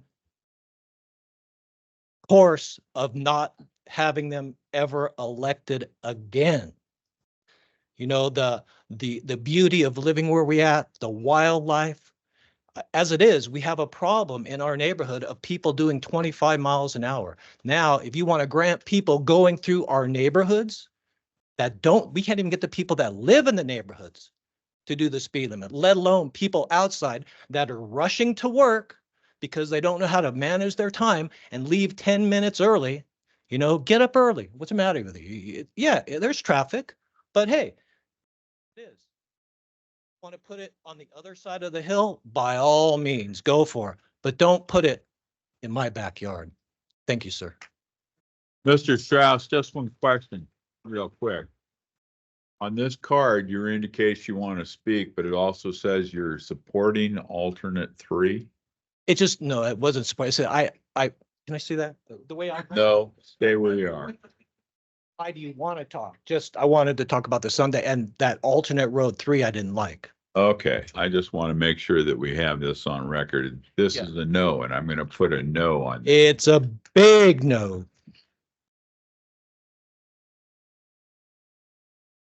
All right. Miss Ann Friday. Miss Friday, welcome, and it's good to see you in person. Good afternoon. I'm Ann Friday. I live in Prescott. I'm here to urge you to vote for the no build option for the following reasons. Both of these recommended routes, 3 and 7 in this ICOM study that we're under consideration today, were previously eliminated 10 years ago by the 2013 Arizona Department of Transportation and City of Prescott Sundog Connector Corridor Study in its preliminary evaluation of the routes. So for 3 and 7 to get the best scores from ICOM today, they received the worst scores 10 years ago. They're essentially the same routes identified in the 2013 Sundog Connector Corridor Study. This is found on page 195 of the 2013 study. The preliminary evaluation found that the western section of ICOM alternatives 3 and 7 are both, quote, fatally flawed for traversing through a planned subdivision, unquote, and they were eliminated from further consideration. Likewise, the eastern section of today's ICOM Alternative 3 was also eliminated in the 2013 ADOT preliminary evaluation due to, quote, environmental impacts and for coming the closest to existing residences, unquote. The reasons to eliminate the western and eastern sections of ICOM Alternative 3 10 years ago are still valid reasons to eliminate the entire ICOM Alternative 3 route today. And this is also true for Alternative 7. So I urge you to vote for the no build option shown in both the 2013 and 2023 studies to be the overwhelming choice of the voters. What the general public does support is the completion of the CYMPO Highway 69 Master Corridor Plan to eliminate the multiple unsafe merging lane sections along Highway 69 and to upgrade and synchronize the traffic signal lights. And that's it. My time's up. Yes, ma'am. I talked as fast as I I could. know. Thank you.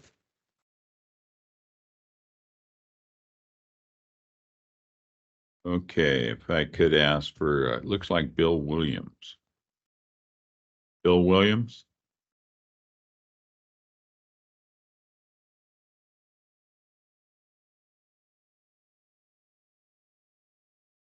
Chairman, board members, Bill Williams, long-time Arizona resident, long-time Prescott Valley homeowner, Thank you for your service too.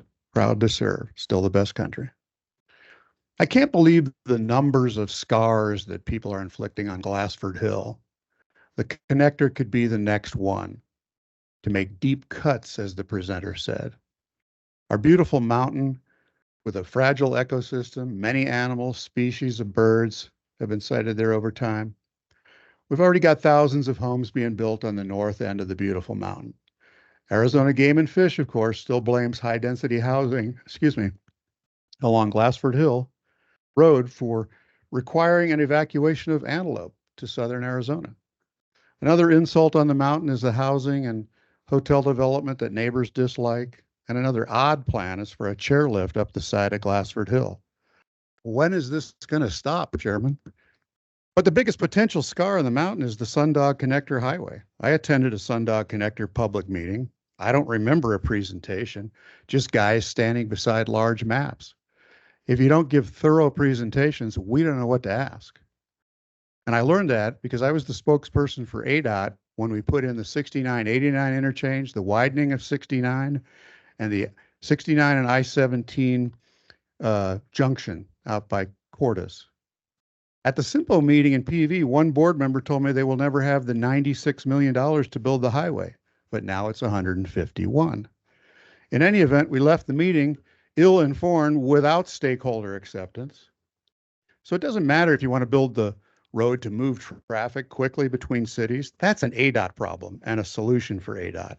If you don't want it for environmental reasons, that's another issue. And the truth is that money will never be there to build it. Choose the no build. I'm told several plans from CYMPO are collecting dust on a shelf in this building. Just put this plan on the same shelf and let it collect dust. Thank you.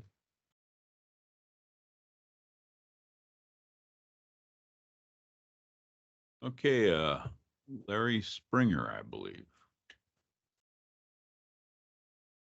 Sir. Good afternoon. My name is Larry Springer. I'm a resident of Prescott. I'm here to recommend that you support the no build option. A justification for the construction of the $188 million, that's with the overrun, $1 million 3.5 mile Sundog Connector Highway has been to provide better emergency access and evacuation to the North Yavapai Hill residents. There's a better alternative already planned and platted, which would provide emergency response and evacuation to these residents. Sundog Ranch Road at the Humane Society is already platted to connect with the Storm Ranch subdivision, Mystic Heights Parkway. Beyond the eastern end of the Mystic Edge Parkway is a 2,500-foot section across state land trust that would need to be built. This will connect to the already platted Sunrise Boulevard extension in Yavapai Hills North. While the developers will pay for and build both the Mystic Heights Parkway and the extension of Sunrise Boulevard, the city of Prescott taxpayers would only need to pay for the 2,500-foot section to connect the two roads, which likely will be done in the future anyway, and could probably be done with either 2 lanes or perhaps even gravel 2 lanes. This option is a shorter northern ER access route for the proposed Rossa Road Watson Lake Fire Station than the Sundog Connector Highway can provide. It also provides an immediate evacuation route to the north for Yavapai Hills North residents. This suggestion was presented to CYMPO over a year ago with no response beyond received.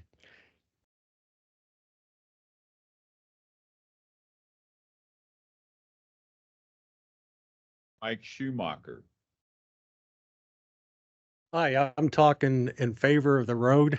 I moved to Prescott in 1986.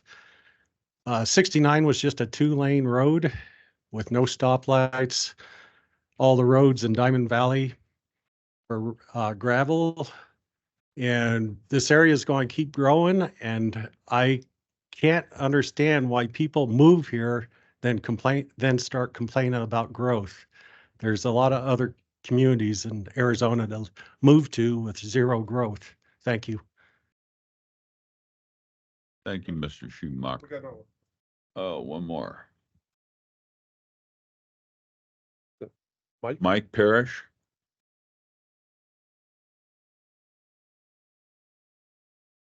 My name's Mike Parrish. I'm chairman of the Sundog Disconnect Committee. Met with some of you in person. You live? Oh, I'm sorry, in Prescott. So I'm not a longtime resident. I moved here 2.5 years ago. One of the things that drew me here was the fact this wasn't Phoenix. I've got family down there. My wife has family down there. the feeling that I have and a lot of our group has, if you build the Sundog, yeah, it may alleviate traffic on SR 69 for a short term, but that entire bowl that surrounds that is trust land, and that will come up for sale to the highest bidder. We're trying to build a regional park up there. In fact, we did the IGA, the intergovernmental agreement, just purchased a big parcel. If this road is built up there, it's going to enable developers to outbid the city for those lands. And it's just going to fill this up with a bunch of houses, and you're going to be right back where you are right now. In fact, worse. I really think the stress should be that to go forward with the regional park, to keep this a designated wildlife area, and find other ways to alleviate the traffic with the SR 69 master plan. So that's all I have to say. And one other thing, Kate Bondi gave some stats of the open houses. When we went to them, and she did say that was overwhelmingly against it. The second open house with a lot of these no stickers. I just want to see in this room, how many people are opposed to this road? Can we just stick your hands up? Okay, and we were just told by another speaker that the no voters always show up at the meetings. Well, we're here and we vote. We're concerned about it. Okay, thank you.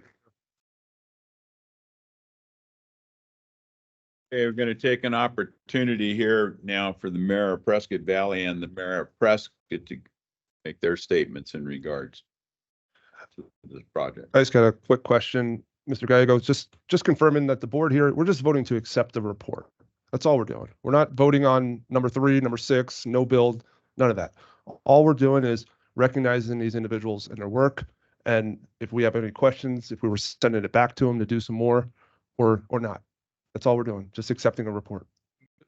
Mr. Chairman, members of the board, Mayor Palguda, yes, you are correct.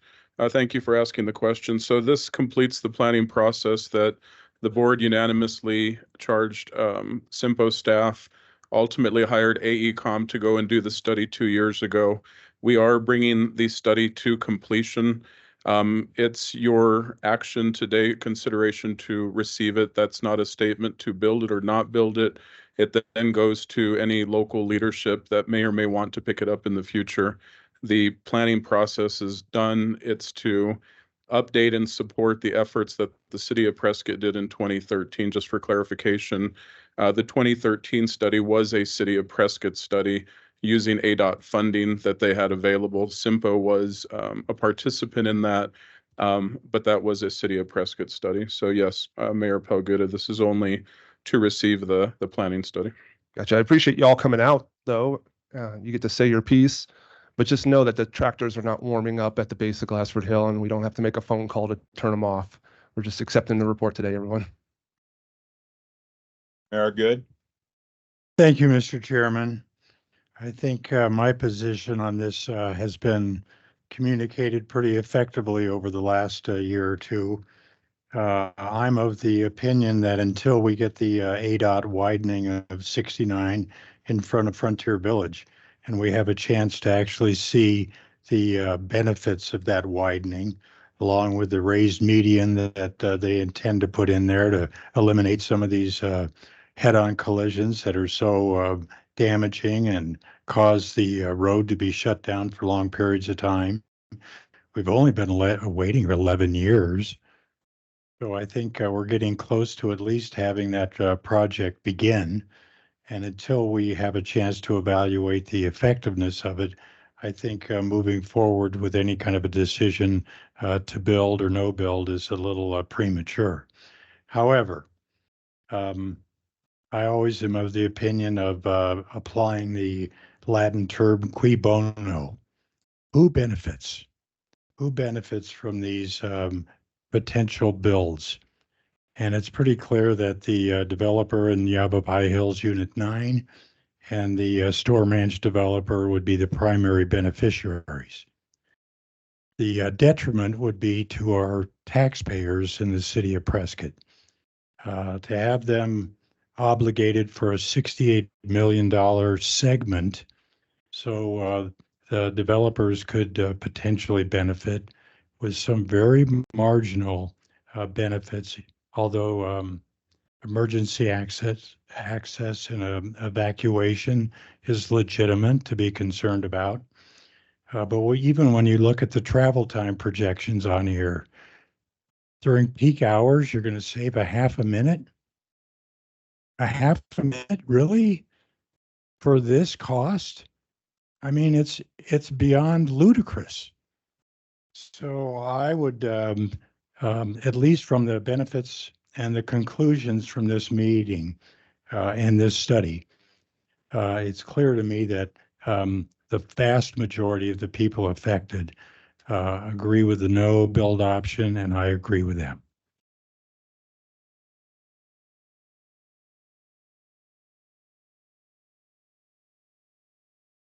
Okay, folks, Gary, I want to check with you because you're up there in Interland. Are you still on? Yes. Make any kind of a comment? I'm still here. Did you want to make a comment? No, I'm happy to just listen since it's not really my neighborhood, but it seems like there needs to be some way to figure out whether you're listening to a very vocal minority or there are actually a majority. And ultimately, I think before the project were to move forward at some time in the future, you need to put it to a vote of the people and let them all decide, and let them decide by voting on it, put it on a ballot for Prescott and Prescott Valley to vote on and get it settled that way. If it comes to the point where it looks like you want to move forward with it and build it. Right. Anything you want to say? As you can see by the drawings, Chino Valley is probably the least affected by all this. So, but the people of Prescott Valley and Prescott and Chino Valley all deserve the right to view this report before making an educated decision on building or no building. So those of us in Chino Valley would like to look at the report. I think that was presented, the report was presented to the general public, so I think that's been extended to Chino Valley as well, has it not? That is correct, sir. And I think there was a presentation as well at their council. I met with Councilmember Armstrong and the town manager, but we are more than happy to follow up if they want additional, if Councilman Armstrong and others want additional information or presentations, we're available for them. Okay, We have the information. We just need a little time to present it and let everybody get a look at it. there you go. Okay, with this having proceeded the way I planned it to go, I'm going to make a motion to receive this report. Do I have a second? I'll second the motion. With that, is there any further discussion? All in favor? Aye. Aye. Gary? Yes, aye. Sounds like it's unanimous that we receive the report. Thank you. Bernard? I was going to ask about RTAC. Has RTAC showed up yet? Yes, sir. And you might want to give a 2-minute break. I think the room's going to clear here. I think we lost the interest of the public.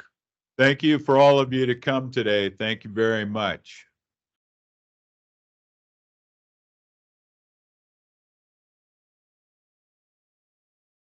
Why don't we take, well, you know what? Let's take a 7-minute break.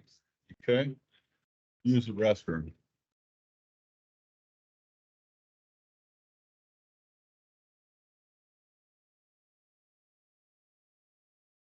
When they come down here,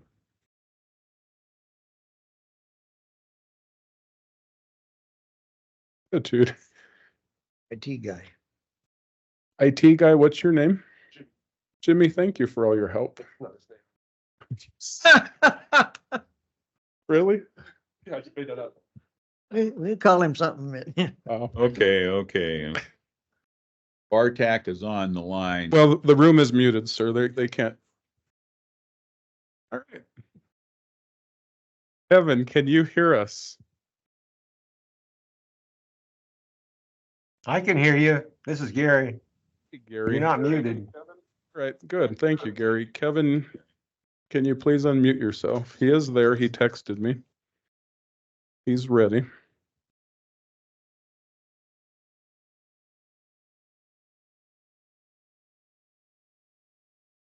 All right, Mr. Chair, I'm not Okay, sure. I'm going to go on to number 9, review, discussion, and possible action to approve the expansion process of the CYMPO planning boundary.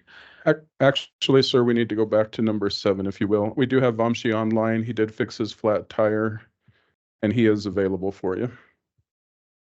Item number 7. He is available right now? Yes, sir. Okay, so we'll go back to number 7, SR 69 corridor master plan update. Bryn and Vamshi. Mr. Chair, members of the board, can you guys hear me okay? My apologies. You can, Vamshi. Thank you. We All can right, hear thank you. However, we're moving on to something else now. That was Vamshi. That's not our tech? No. We're good. That's your guy. Okay. Yeah, we're good. Oh, that's Vamshi. Yes, we're okay. We're good. Say, go ahead. Greg, say, go ahead. Go ahead.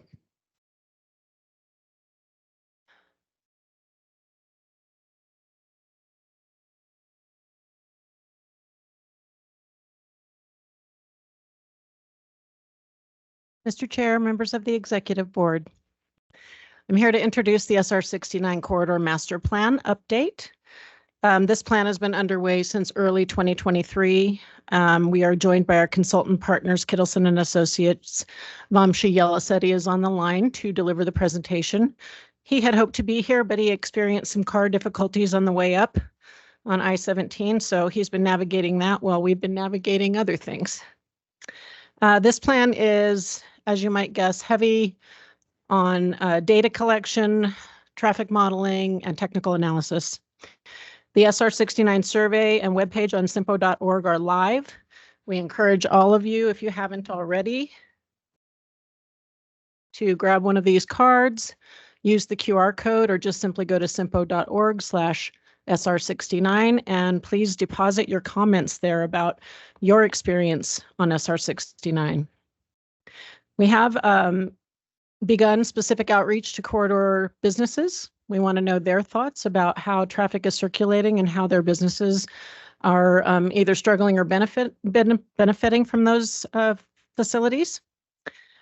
The SR 69 consultant team will be assembling a technical advisory committee of our local public works staff to complete the technical review in a collaborative manner, and we expect to have a public meeting in spring of 2024.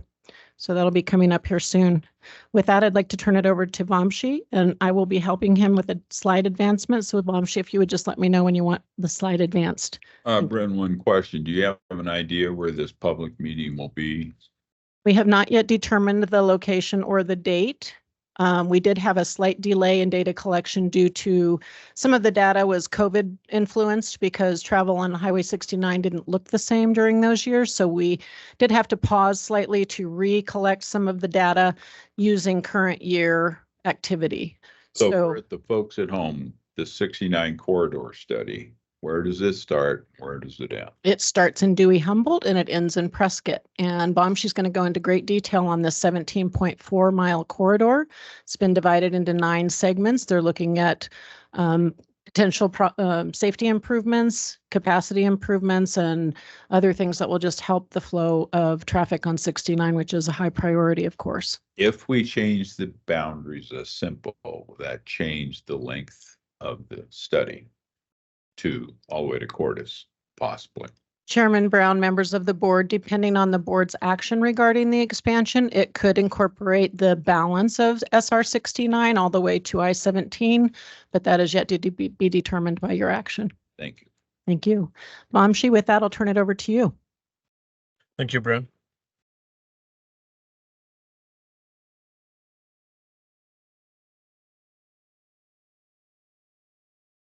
Vamshi, are you there? Yes. Can you guys hear me okay? Yes, we can hear you.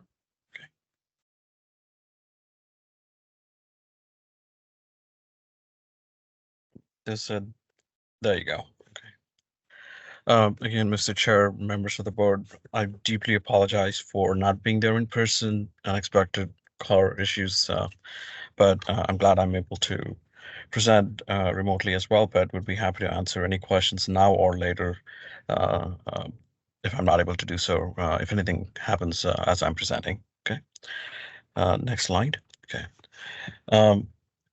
So we started this study with, one common, with the idea of developing one common vision for what SR69 could look like, in a build out situation. So that's the long-term vision. So our goal is to make sure that all the partners that have a vested interest on 69, we're able to pull them all together and make sure that we agree on a common vision. So that's one of the major lofty goals of this project. And then in a more tangible format, in a more tangible way, we want to evaluate all the possible improvements that could happen on 69 that are realistic. And then based on those improvements that we end up identifying, we will develop a phased improvement plan at the end of the day. So the phased improvement plan would be a short term, what we can do to address congestion issues and safety issues in the near term. And then what can we plan, to get things moving forward to address the midterm needs, and then have that vision for long term, what ultimately the corridor could look like, to make sure that it works for now and then it also works for 20 years out. Okay. Next slide, Brent. So we are doing this in 4 phases. Phase 1 is basically where we spend a lot of our time trying to make sure that we are doing this the right way, using the right data. As Brent mentioned earlier, as we embarked on this study, we noticed, after a certain point that traffic data, which is the most important part of this project, right, could have been influenced by COVID and wasn't looking like what pre-COVID levels. So just to be sure, we went back and recollected all the traffic count data, traffic signals, and then used that in preparing the revised traffic analysis for this study. So in phase 1, essentially what we're trying to do is we're trying to gather what's the corridor look like today from a land use perspective, how is it being used, where are people coming, where are people going, and then kind of come up with an existing conditions assessment document that basically also taking into consideration the general plans of the future and where we think the growth is going to occur. Yes, absolutely, Mr. Chair. So after the existing conditions, we are currently working on the future conditions. The future conditions will definitely is taking into consideration all the general plans as well as the latest and greatest, planned developments that are possibly happening along the corridor as well. So all of that feeds into like what the future traffic volume conditions would look like on the corridor. So for phase 2, what we're trying to do is based on what we see in today and what we think might happen, in the future. If no improvements to 69 are done, then what we do is we try to identify, which segments are failing, which intersections are failing, and then come up with an unconstrained list, meaning we won't put any funding restraints. Any idea is welcome in this debate. At that point, we will list all possible improvements ideas, and then we'll group all of these into several scenarios. That way, into more logical separate scenarios. And in phase 3, what we do is we evaluate each of those scenario, and then based on that results, we try to come up with what is going to be a preferred scenario, basically a combination of improvements from each of these scenarios that we think would be the best possible option to move forward SR69.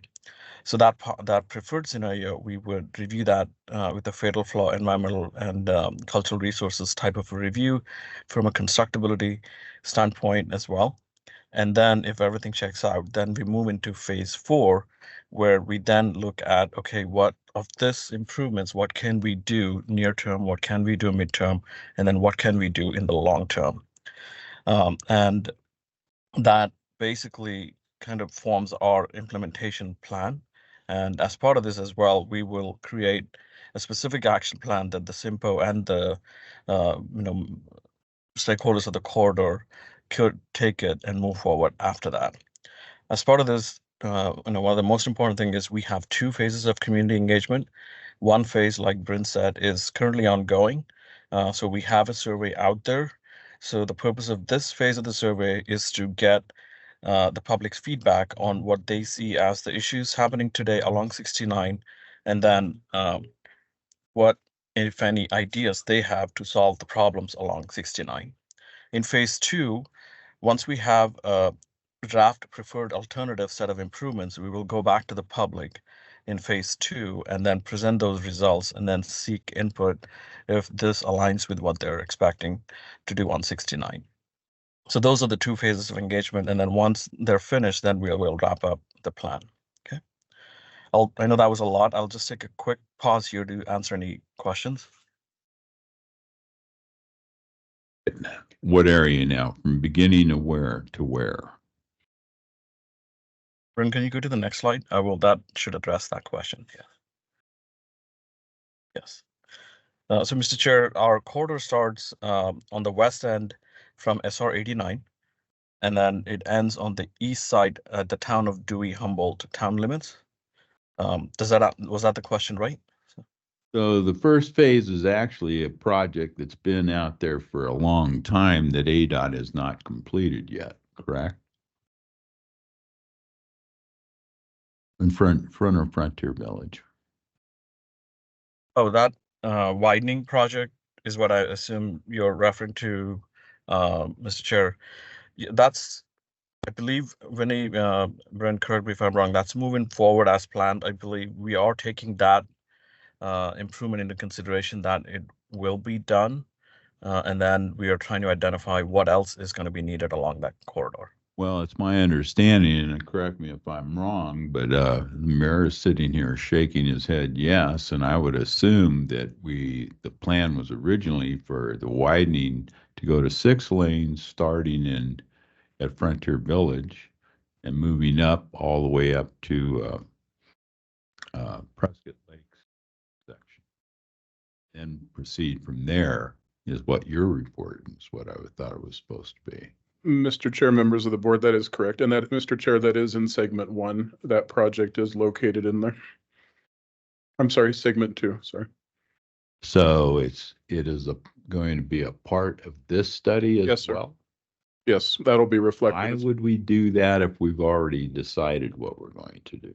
It's going to show the impact of that improvement in this corridor. It's going to show how that improvement will impact the whole corridor. And then it'll show the balance of those segments and what other improvements need to be done. Is it costing us money to do this again? No, sir. This is looking at the corridor as a whole, all 18 miles as a whole, and prioritizing of those 9 segments. Where would you want to place your greatest support for of those 9 segments? Keeping in mind that that improvement on segment 9 will most likely lower its priority with those improvements.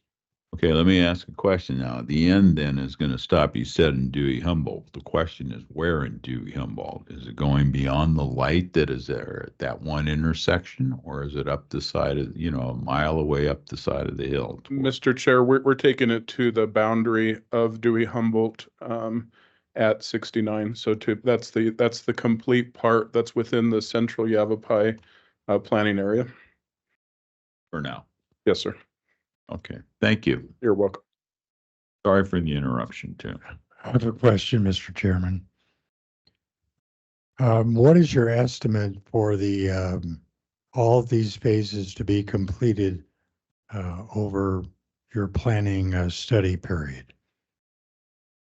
Mr. Chair, members of the board, that's the exact purpose of this study, is to be able to answer that question for you exactly, Mayor Good. So we're going to have the results of looking at all the improvements that are needed to bring Highway 69 up to where it needs to be for safety and capacity. Part of the study is to determine those exact costs. And once the study's done, we'll be able to answer that question. I wasn't asking cost, I was asking time period.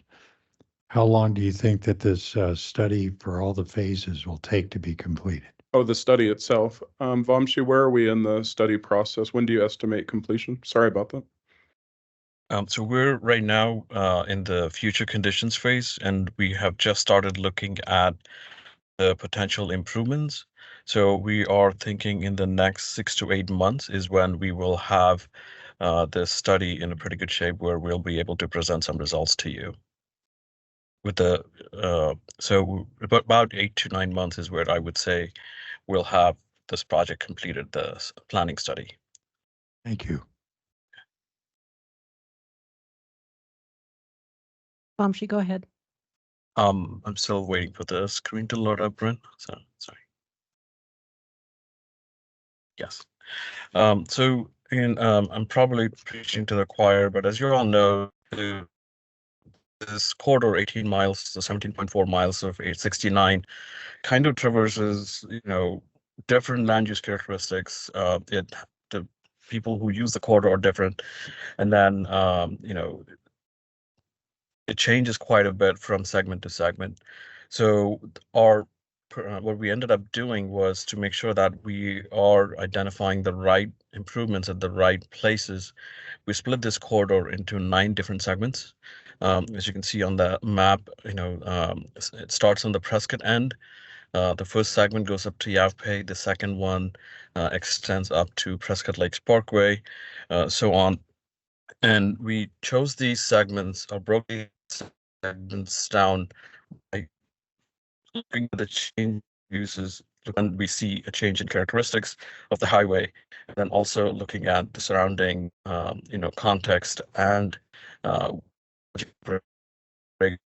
where major cross streets are coming in and out.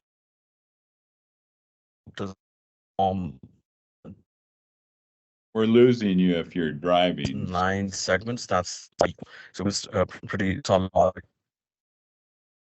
Could you repeat that question? I did not hear that.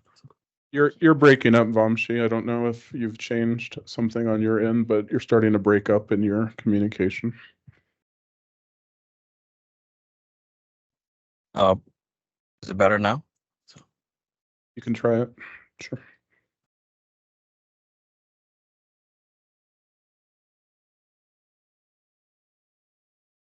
Lost you altogether. Vamshi, are you there? You're muted currently.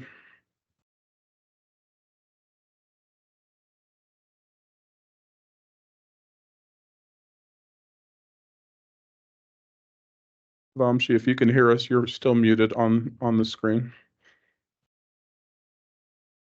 All right, can you guys hear me now? Yes.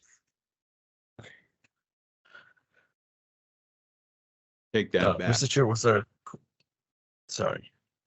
Mr. Chair, was there a question? I thought you had asked a question. No, we're waiting to hear the full statement that you made. The previous paragraph basically was broken up, so. Oh, yes. So the corridor again was broken up into different segments based on several criteria that we used.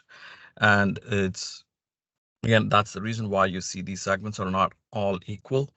They're broken up at logical points where it made the most sense. And we felt like that's how we would kind of come up with improvements by segment. Okay. Next slide, Bryn. So the next part of the presentation, I'm going to focus a lot more on our existing conditions findings to date. Again, I'm preaching to the choir probably, but the 69, as you know, is probably one of the only corridors that traverses, connects all the communities from Prescott Valley, Dewey, Humboldt, and is one of the most direct ways that connects these communities. And then obviously there is 89, 89A, and 89 that serves as an alternate route, but 69 is still the key route that connects all of these communities, that serves the land uses around it that folks in the community throughout the region use this corridor for. Okay. So again, the bottom line here is the corridor is not just used by local folks, it's also used by regional and out-of-state folks as well. And I'll get into that details a little bit later in the presentation. Next slide, Brent. Okay. So for the existing conditions, as I mentioned, the next few slides I'll be presenting some of the findings from the existing conditions. So the way we approach this is we started off by looking at what the corridor's current land use conditions are. So we looked at where population concentrations are, the types of populations that are located along the corridor, and then we also looked at what kind of businesses or commercial land uses are along the corridor. And then we moved on to doing a complete comprehensive inventory of the full corridor in terms of how many lanes, what type of medians, what type of signals, everything. And then we then jumped into trying to determine, okay, who's actually using the corridor. And again, we did not take just one location on the corridor. We tried to evaluate for each of those 9 segments that I mentioned. We try to understand who's actually using that corridor, where are people coming from to that particular segment, and then where are people going to from that particular segment. So this was a key differentiator from this study and everything else that has been done before, is because we did a really deep dive to understand, where people are coming and going. And then the last element is basically we did a comprehensive inventory and then did an evaluation of how the corridor and the signals are performing today. Okay. Next slide, Brent. Okay. So this map basically shows you the concentrations of population. So the darker the color, it represents higher concentrations of population along the corridor. As you would expect, Prescott Valley and a portion of Dewey Humboldt stand out, but there's also small pockets along the corridor that have high density population areas as well. Next slide, Brent.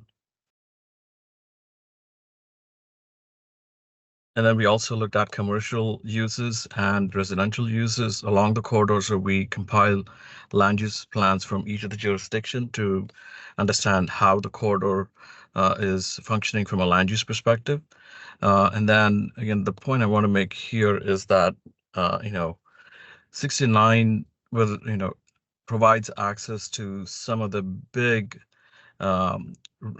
activity centers that are accessed from folks throughout the region. And whether we like it or not, they will end up using 69 to access these big ticket shopping centers, hospitals, colleges, etc., that are located on the corridor. Okay. Next slide, Brent. Let me ask you a question about that last slide. Taking into consideration Fain Road where it meets 69 at that intersection, and as well 169 and 69 roundabout. What was the question, Mr. Chair? You said roundabout at 69 and 169? You taking into consideration where 69 meets Fain Road? Yes, we are. That project will also be part of the overall evaluation. Yeah.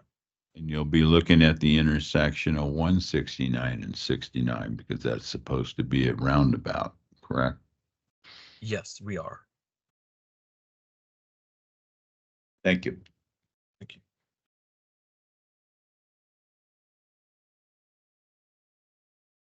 you. So this map right here shows you what the traffic volume levels are along the entire corridor. I'll start on the west end from Prescott. From Prescott to Prescott Valley, it ranges from 30,000 to 40,000, except for that small segment east of Prescott Lakes Parkway where the Home Depot and the Costco are located. So that's one of the busiest segments that has over 40,000 vehicles per day. And then east of, Prescott East Highway, then it's, east of Robert Road, it starts to reduce a little bit where it goes down to 20,000 to 30,000 a day. And then east of Fain Road, again, it picks up, and that's because Fain Road is acting as a reliever in this sense where some of the people are using Fain Road. So the segment east of Fain Road shows higher traffic volumes, close to 30 to 40,000. And then south of 169, the traffic volume goes down significantly to under 20,000 vehicles a day. Okay. Next slide, Brent. I wanted to provide that traffic volume, daily traffic volumes context before I jumped into the origin destination analysis. And as I mentioned previously, we tried to do a very big deep dive into understanding who's actually using the corridor, where they're coming from and where they're going to. And we did that for all the 9 segments. So in segment 1, which is east of SR 89, what we're seeing is that of the people who are going eastbound, we're seeing that, let's assume, I think it was about 30,000 plus vehicles there. So it was 15,000, 15,000 to 20,000 each way. So 53% of those are used by the West Prescott folks that are west of 89, a little south of that area as well. And then where are they going? A lot of these folks are going towards Prescott Valley.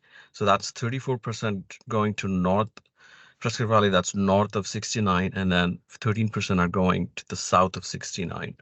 So again, as you can see from that west end of the corridor, there is about 50% plus that are going to Prescott Valley. But add on top of that, 9% are going towards Phoenix. So essentially from the west end to right about east of Prescott Valley, we're seeing that about 60% of the traffic continues to go through. And that's an important distinction, meaning that of the 100% traffic, 60% is through traffic that that uses the entire segment of the corridor. Then when we look westbound on, where people are coming to that segment and where they're going in the westbound direction, the image basically mirrors the opposite way. Essentially, where about 50% are going towards the West Prescott area, and then they're all coming from either Phoenix or the south the area in Prescott Valley, south of 69 and north of 69. Are you taking into consideration the amount of truck traffic or large commercial traffic that's going through that immediate area from Fane Road to 69? I mean, Yes, Mr. Chair. Truck traffic is included in these numbers as well. So, okay. Next slide. Okay. So I'll pick another segment that's where we said had experiencing one of the highest traffic volumes, that by the Costco Home Depot area, by the Gateway Mall. So again, here, this is like, midway between Prescott Valley. Again, 45% of that traffic going eastbound is coming from the West Prescott area. And then they all seem to follow the same trend where 37% are going towards Prescott Valley and then 20% south of 69 towards Prescott Valley. And the percentage that goes towards Phoenix is about 8 to 9%. That stays consistent. Okay. And again, westbound, I'm not going to repeat the same thing because as I mentioned, the pattern essentially mirrors the top one, but in the opposite direction. Okay. Next slide, Brent. Okay. So we also looked at the segment that is just west of the city limits of Prescott Valley. That's segment number 5. So there, again, people going eastbound, 29% are coming from the West Prescott area, which is the west of 89A, a little bit south of 89, a little bit south of that area. And then there's a lot of interaction from the south of 69, where about 24% is using or joining in that corridor at that point using that segment. And then again, most of that traffic is going towards Prescott Valley North, Prescott Valley South, and then 13% of that traffic is going towards, 10% of that traffic is going towards Phoenix. Again, westbound travel mirrors in the opposite direction as well. So I know that was a lot of information in terms of explaining where people are coming, where people are going. I'll take a brief pause to see if there's any specific questions related to the origin destination analysis. Any questions, gentlemen? Well, Bamshi, since this is going to be a 9 months to a year study, you might want to upgrade your reference to the Prescott Gateway Mall, since the owner has renamed it the Pine Ridge Marketplace. So you might as well correct that now so future presentations will be accurate. Thank you. Thank you for mentioning that. We will make sure that the future presentations reflect that change. Thank you. Also, one other thing is west of Prescott Valley, it says origin. Dustin, does that look correct? Is that supposed to be spelled that way? What does it mean? Origin, the beginning of the trip. Where they start from. Origin and destination. Okay. I just want to make sure it's being used as origin. Yeah. Next slide, Bryn.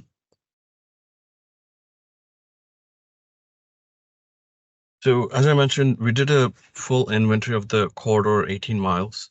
And then we identified where all the traffic signals were located. And as you can see on the map, my screen's cut off a little bit, but there's about, Brent, can you read me how many signals there are? That portion's getting cut off a little bit. So 26. 26, sorry. Yeah. So there's 26 traffic signals throughout. On an 18-mile corridor, that's not bad at all.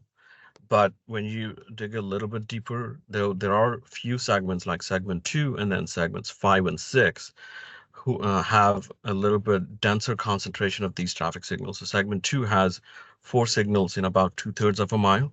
And why that's important is because the progression of the signal matters. So the amount of traffic the signal can push through is going to be limited by how close the signals are spaced as well, not just how many lanes you have on the roadway.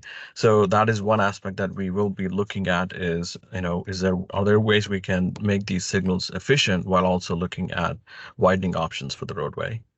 Similarly, for sections 5 and 6 combined, that's about 2.2 miles, and there's 7 signals on that corridor. Okay.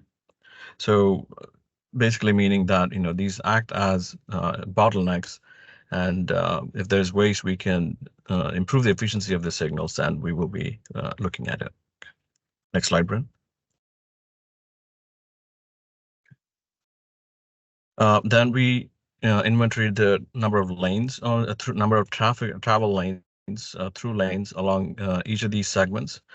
Again, you probably all know that just looking at the map, it clearly conveys that the corridor is not consistent.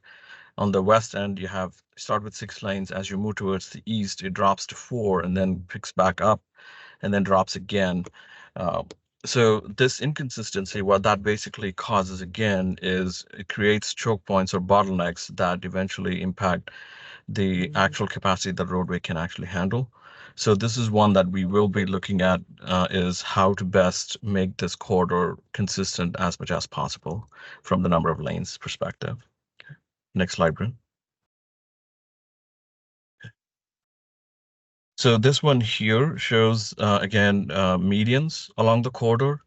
The different colors represent the different types of medians along the corridor. Again, it's inconsistent where some places there's divided median, some places there's a raised median, some places it's just striping with two-way left turn lane.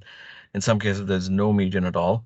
So again, a lot of these inconsistencies kind of impact the overall capacity of what the roadway can provide. So we will be looking at ways to make the medians across the corridor more consistent to gain more capacity from that corridor. Okay. Next slide, Brent. Okay. Mr. Chair, that was your question earlier about trucks. So we do take truck traffic into account as well. So sorry, was there a question? Sorry. No question, proceed. Sorry.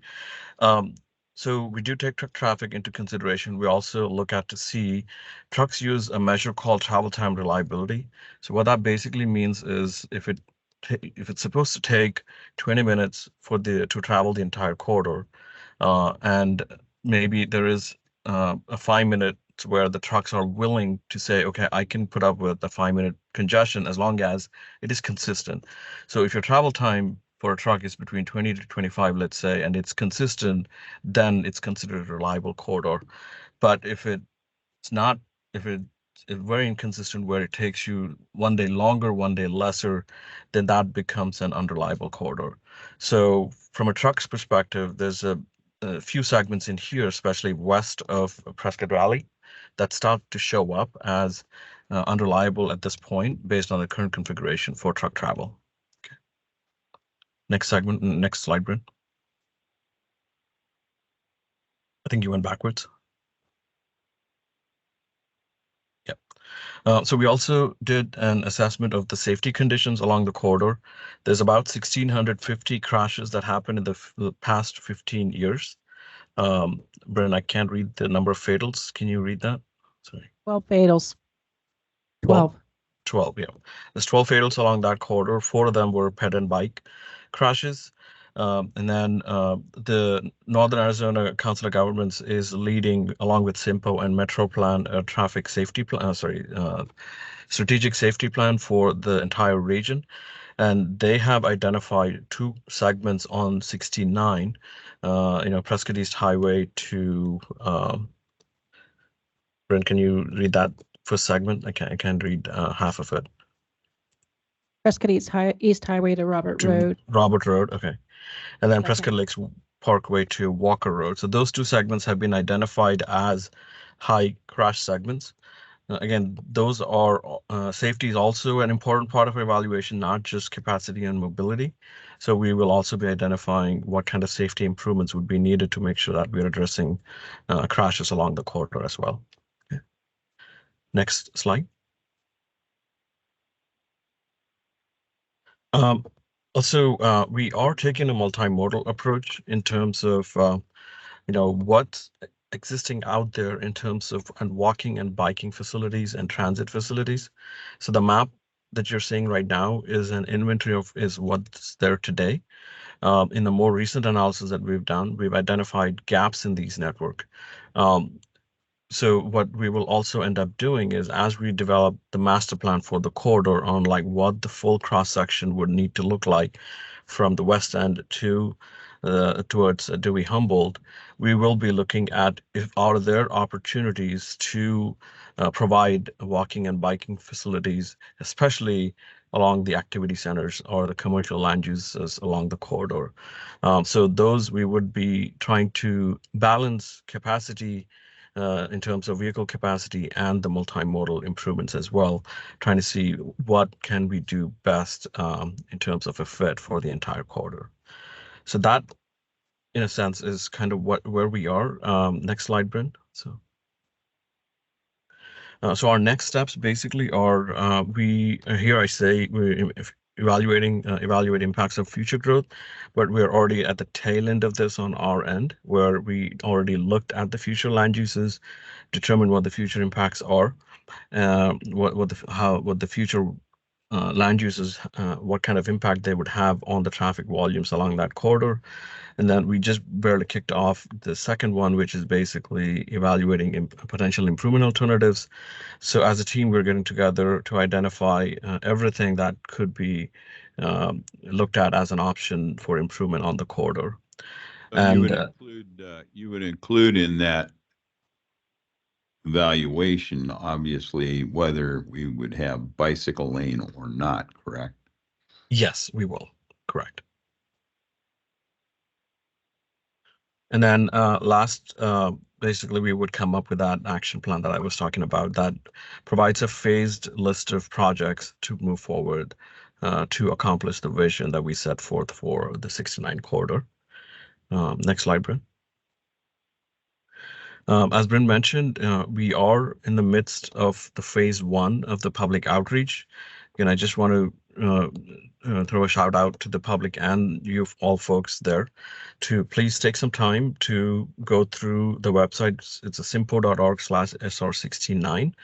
I believe there's also comment cards in the room that you can take with you. You can scan the QR code. There's a simple survey online that you can fill out. In addition, what we also did was we provided an online interactive map where if you have specific locations that you or the public experience issues along the 69 corridor, you can drop a pin and provide your feedback there. So we can get very location specific feedback from you as well, in addition to filling out the survey. So how do we use this information? This goes back again into trying to understand what the community wants.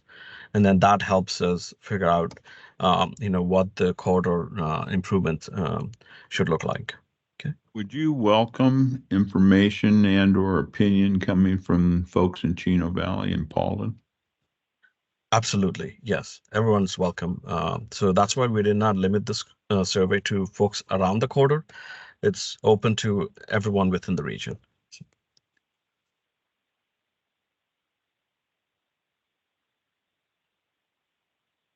Any questions? Sir, jump in. I don't see any. Brent? Mr. Chair, I just wanted to thank the members of the public who stayed with us for this important update. One of the primary things we heard throughout the Sundog planning process was how much we should prioritize SR 69. And I'm just going to repeat that CYMPO has always prioritized SR 69 in a number of different ways. It is an ADOT facility, so we don't ultimately have control over all of the improvements that go in there, but we certainly are willing to partner with the member agencies along the corridor who would like to see improvements develop. So we're pleased with the progress of the plan. We'd like to see more of the folks who talked about SR 69 during Sundog come out and get involved in this planning process as well. Andy, do you have a minute? Can you come up here and answer a couple questions? Andy is from ADOT.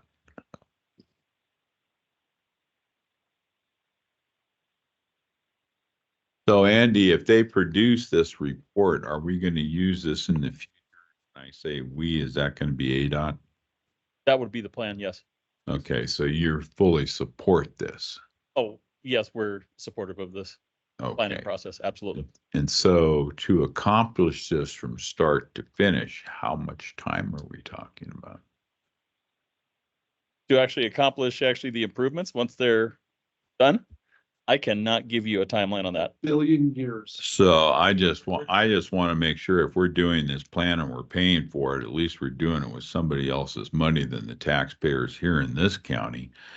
And because the question will always be is, can we afford to even move forward? And it'll be the question that's given to ADOT down the line.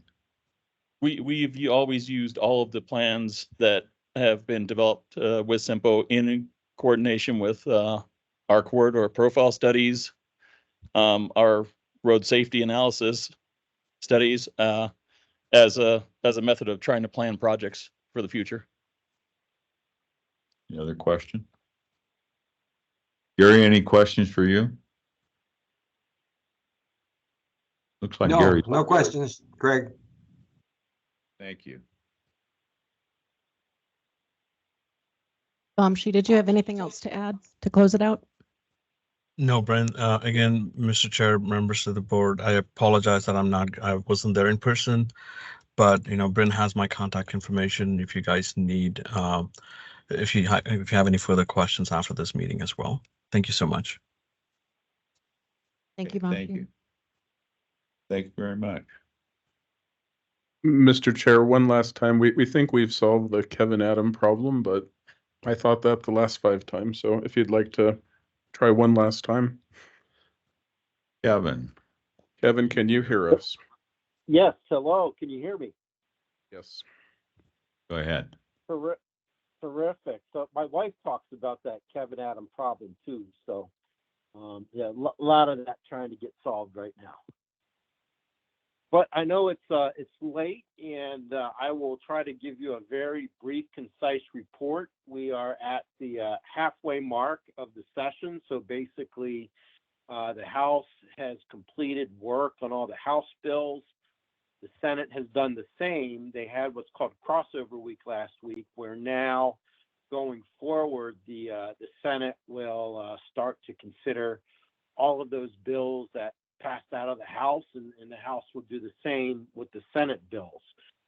So that last week of committee hearings, that has actually been a week and a half ago now, there was, as always, a tremendous amount of activity, and transportation certainly was included in that, in an issue that has really surfaced as a major challenge, and one that absolutely has to get resolved this session, is the continuation of ADOT. And one of the classic sort of checks and balances between the executive and legislative branches in this state is that every state agency periodically goes through a sunset review. And this gives the legislature an opportunity to review that executive agency and make any comments or provide any input on operations or major policy directions that agency might be undergoing. And it's typically a fairly smooth, easy process if you're in a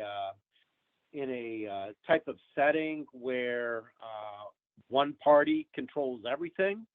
However, if you have split partisan control, as we currently have, then it's very easy for these processes to go very political and pose some challenges. And unfortunately, that's currently where we are with the ADOT continuation.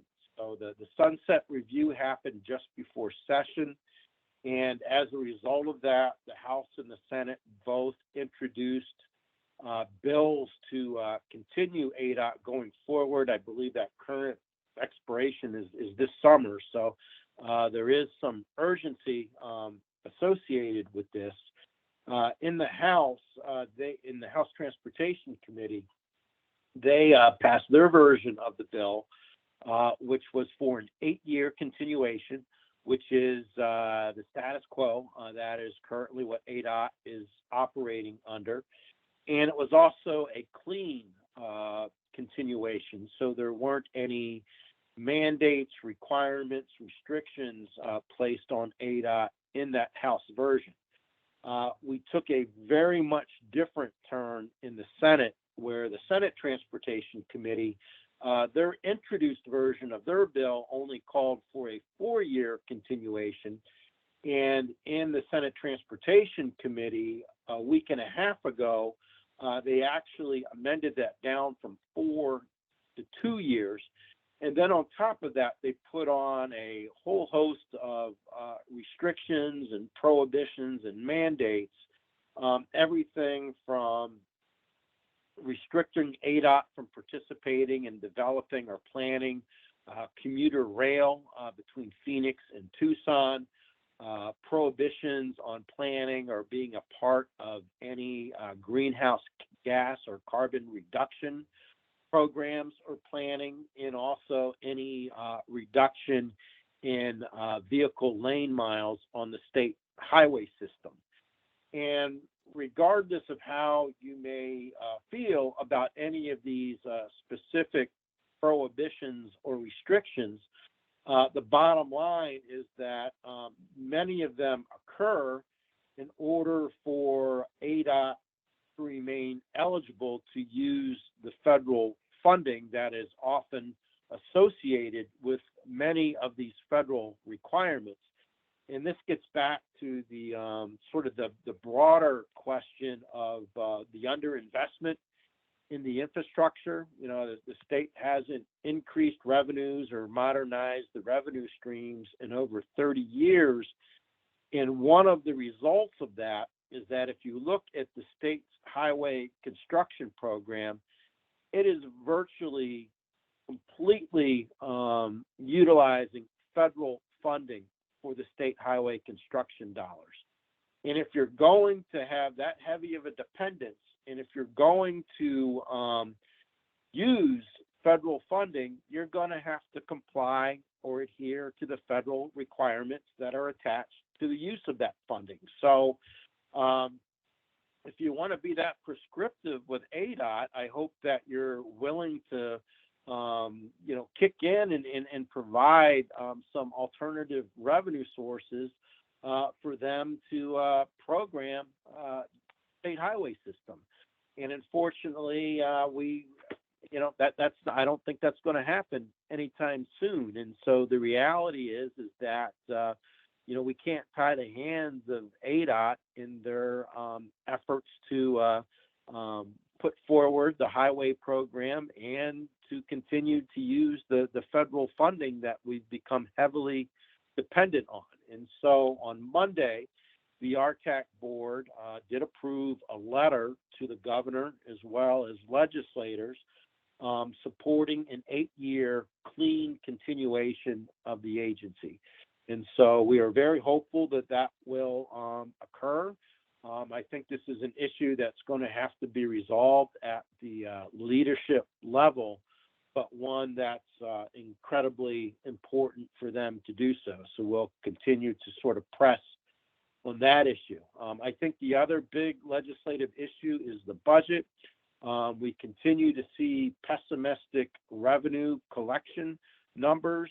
Could be a lot worse. It's certainly nothing like we experienced with the recession back in the 2008-2009 period. In fact, if you were to look at baseline spending and baseline revenues going forward, if they were just left to themselves without any sort of legislative intervention, the budget would correct itself in about 3 years. And so there's no major structural problem. However, over the next 2 years, they do have to pass a balanced budget each year. And so there will have to be some adjustments made. Unfortunately, as far as our priority project legislation is concerned, in a deficit type year where there's no revenue available, one-time revenue available to fund projects, that's very problematic for legislation. But on the sort of on the positive side, I think that it's gotten tremendous traction and support. The bill did get through House Transportation on a 9-1 vote, and I think every member who voted for it explained their vote and were very outspoken in their support for addressing the infrastructure. So there does appear to be strong support for the infrastructure, and I think what that will and there's some value in that in a deficit year, because I don't think there's much appetite for them to raise the transportation funding to balance the budget like they did back in 2008, 2009. So, we got to sleep with one eye open until they adjourn and enact the budget.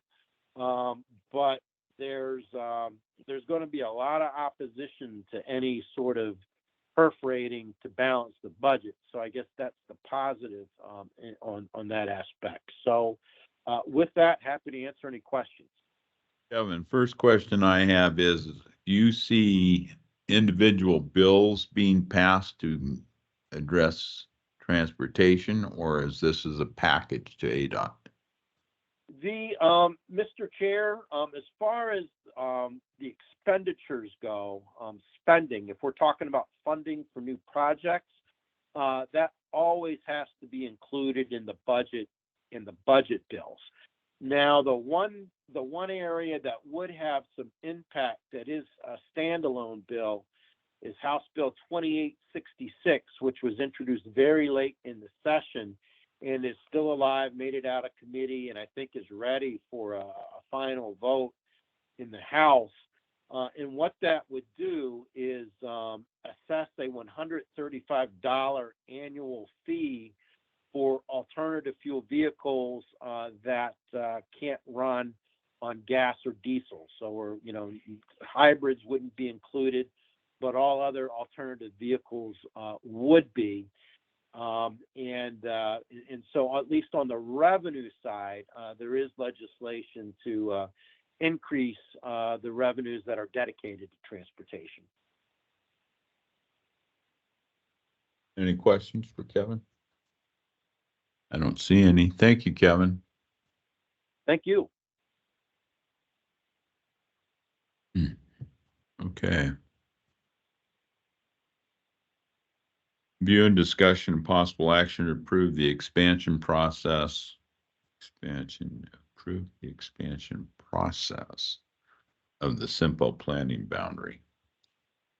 Mr. Is there a problem with the process? No, sir. That's what the action item is the process. We'll be brief here. This is to give direction to myself and staff to move forward based upon the strategic planning retreat. The consensus that was discussed was option B. If staff can bring that up on the screen, or it should be in their packets too, please.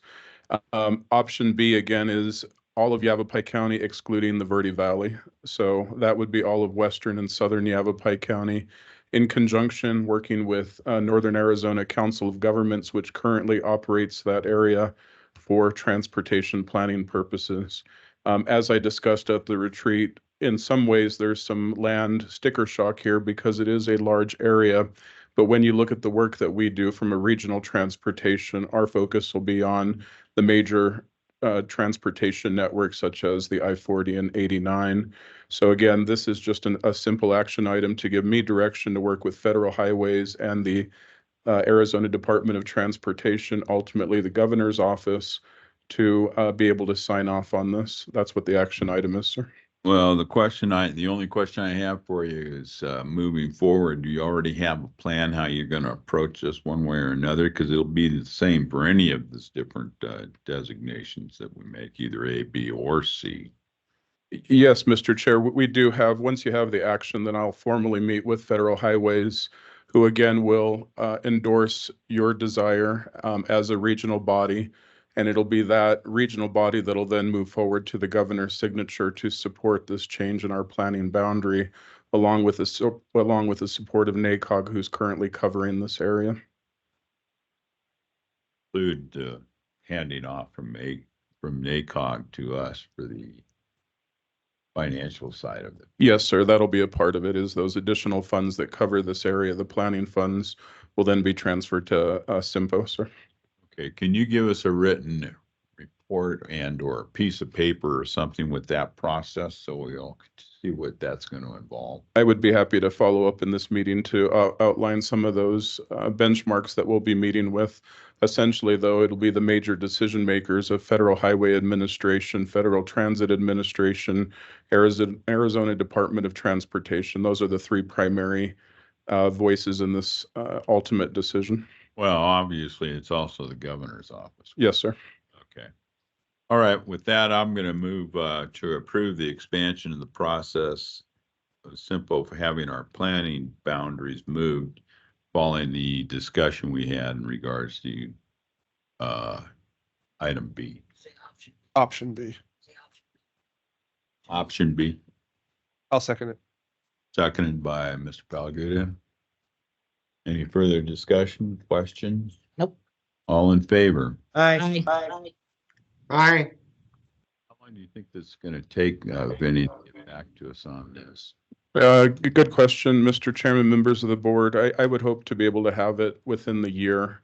My goal right now is we'll be hosting the Rural Transportation Summit in October. We would like to have it done by then and complete by then and be able to share with our greater statewide partners. I'm not going to promise that, but that's what we're working towards later this year, to have that be an official approval.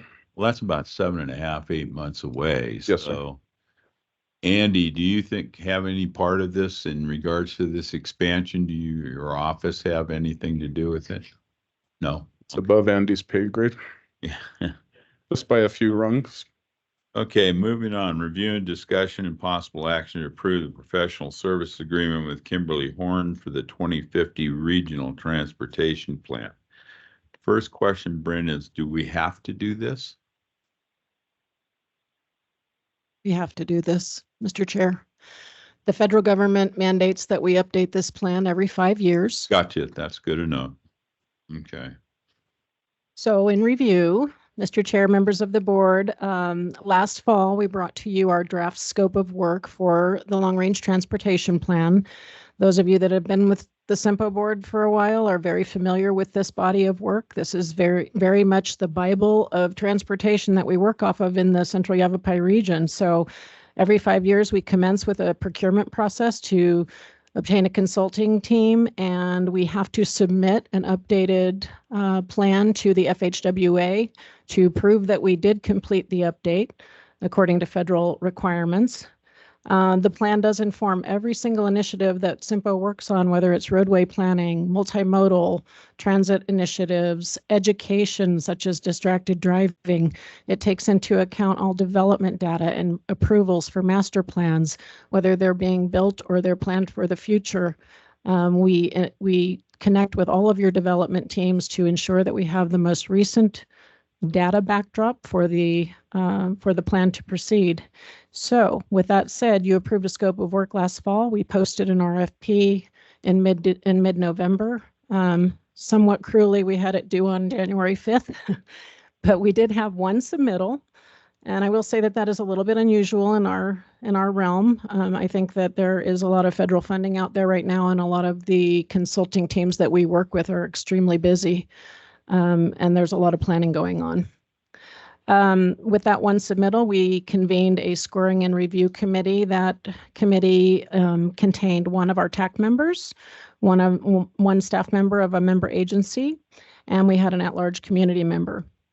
So with the three of those folks, we commenced on a scoring process. The proposal was independently reviewed by each. Scores were returned and we met, and there was a consensus across that scoring and review team to move forward with the acceptance of Kimley Horn as the sole submitter as consultant for the RTP 2050. And one of the things that is a favorable thing about working with Kimley Horn is they have a local team. They have a Prescott office, and we're familiar with working with them as well. We do have Chris Joannes of Kimley Horn on the virtual meeting if any of you have any questions for him.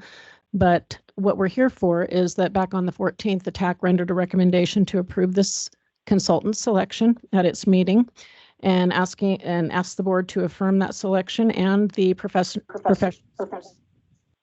professional services agreement connected to that. So that is what this item is about.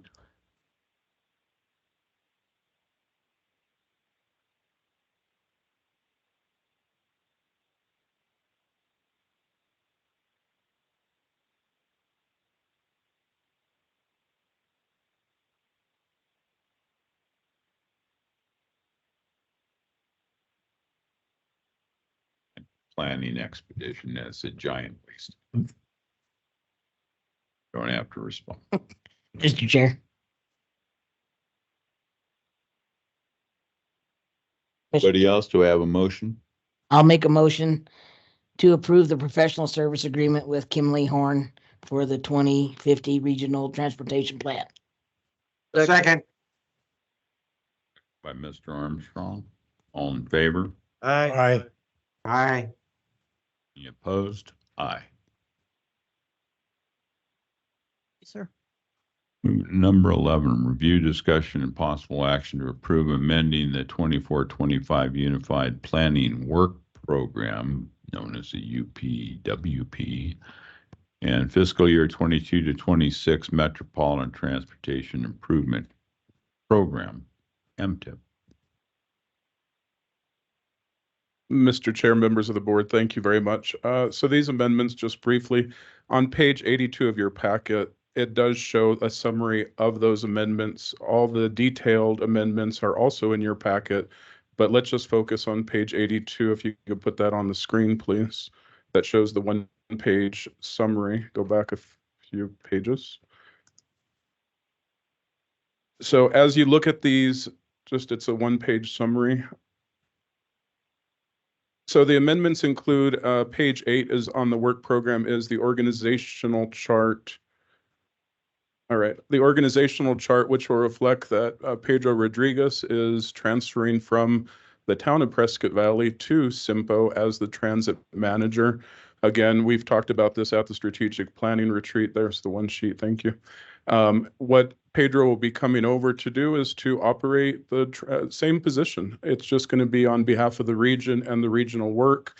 The federal funds that are being used by the town of Prescott Valley to pay for him are the same federal funds that we're going to be using through CYMPO to pay for him. He'll be coming over with his PTO. We're still working on the agreements for the transfer of funds, but the town of Prescott Valley is satisfied to cover those until that agreement gets resolved. What this will do is this will allow him to come over and operate in CYMPO initially on paper as a volunteer. Once that agreement is in place, then he will be established as an employee, keeping in mind that Yavapai County is our human resource and fiscal agent, and through that process, he will be on paper a county employee, but officially also a CYMPO employee. So that's a major part to this. In addition to that, we've updated the various committee roles, your different titles, different individuals. I want to again acknowledge that Gwen Rowich is present, and she is the chair for the technical committee this year, and appreciate all of our TAC members who have been here. Dan Cherry and Heather Reuter, thank you for being here.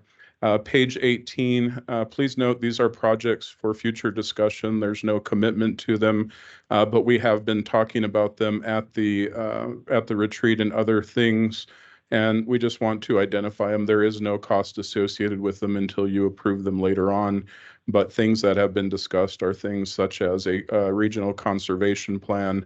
Within that conservation plan may be things such as open space, regional trails, wildlife corridor study, electric vehicles plans. So those are all things that staff will continue to work with the technical committee and then bring it back for your ultimate interest or lack of interest in decision how we move forward. And then finally, the MTIP. We were successful in working with the local agencies to go after some additional funds.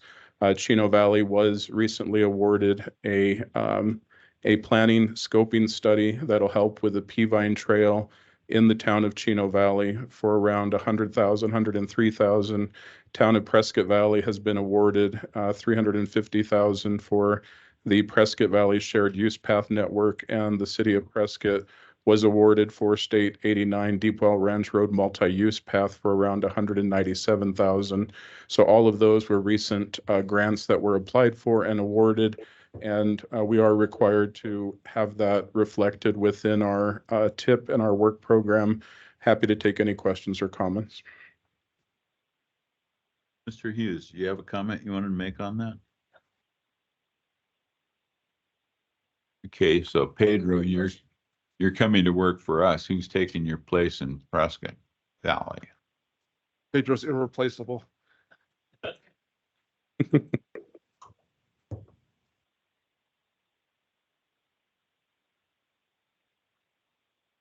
Supporting CYMPO with the same activities, responsibilities as well. Well, the question is, are you going to be supporting Yavaline? Of course. So you'll still be directing the operations? Yes. So we'll be working with you, and obviously you'll be working for CYMPO with YRT and any of the other participants. You got it. Okay. Is that the way you envision it? Yes, sir. Legos? Yes, sir. All right. Okay with you, it's okay. Mr. Chair. I'll make a motion to approve the amending the fiscal year 24-25 Unified Plan Work Program and fiscal year 22-25 Metropolitan Transportation Improvement Program as presented. Second. Seconded by Mayor Paul Guda. All in favor? Aye. Aye. Aye. Welcome to the county. All right, ADOT Northwest District Report. Not too long, is it, Andy?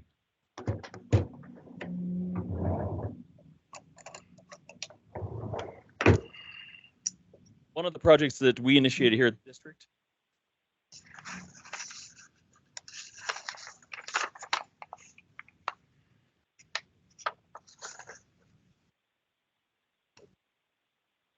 to look at the truck route signage for the exclusion of trucks between Prescott and Wilhite, because we still have a number of trucks still getting stuck in the spars down there. And this was a collaborative project with the Yavapai County and the city of Prescott, because the truck route goes through both of those jurisdictions as well. So I did receive notification from the city of Prescott that they have completed all of the upgrades to the truck route signage in their jurisdiction. And I know the county was working on theirs, because I did see some of the signage going up on some of their routes. And but I don't know if it's fully completed yet. Mr. Perry. County portion's done. Great. And then the ADOT portion right now, we're working on it. We have a number of new specialty signs that we have to get made before they go in. But we have the our blue stake going in right now for a lot of the signage that's part of our requirements too. So we should be hopefully done with that in the next month or so. As far as projects in construction, our I-17 at 169 TI deck replacement project is in winter shutdown, waiting for waiting for temperatures for the ACFC to go on. And then That's the bridge. that's the bridge, yes, that at I-17 and 169, correct. State Route 89 from Paulden to Ash Fork, Centerline Rumble Strip project. Bids opened on that project in January, and that was awarded to Hawk Contracting on the February board meeting. And so we hopefully will be getting started on that project pretty soon. For projects in design, the State Route 69, Prescott Lakes Parkway to Heather Heights. The project is re-advertised for bids. The bid openings will be on April 19th. That's 69 from where again? Prescott Lakes Parkway to Heather Heights.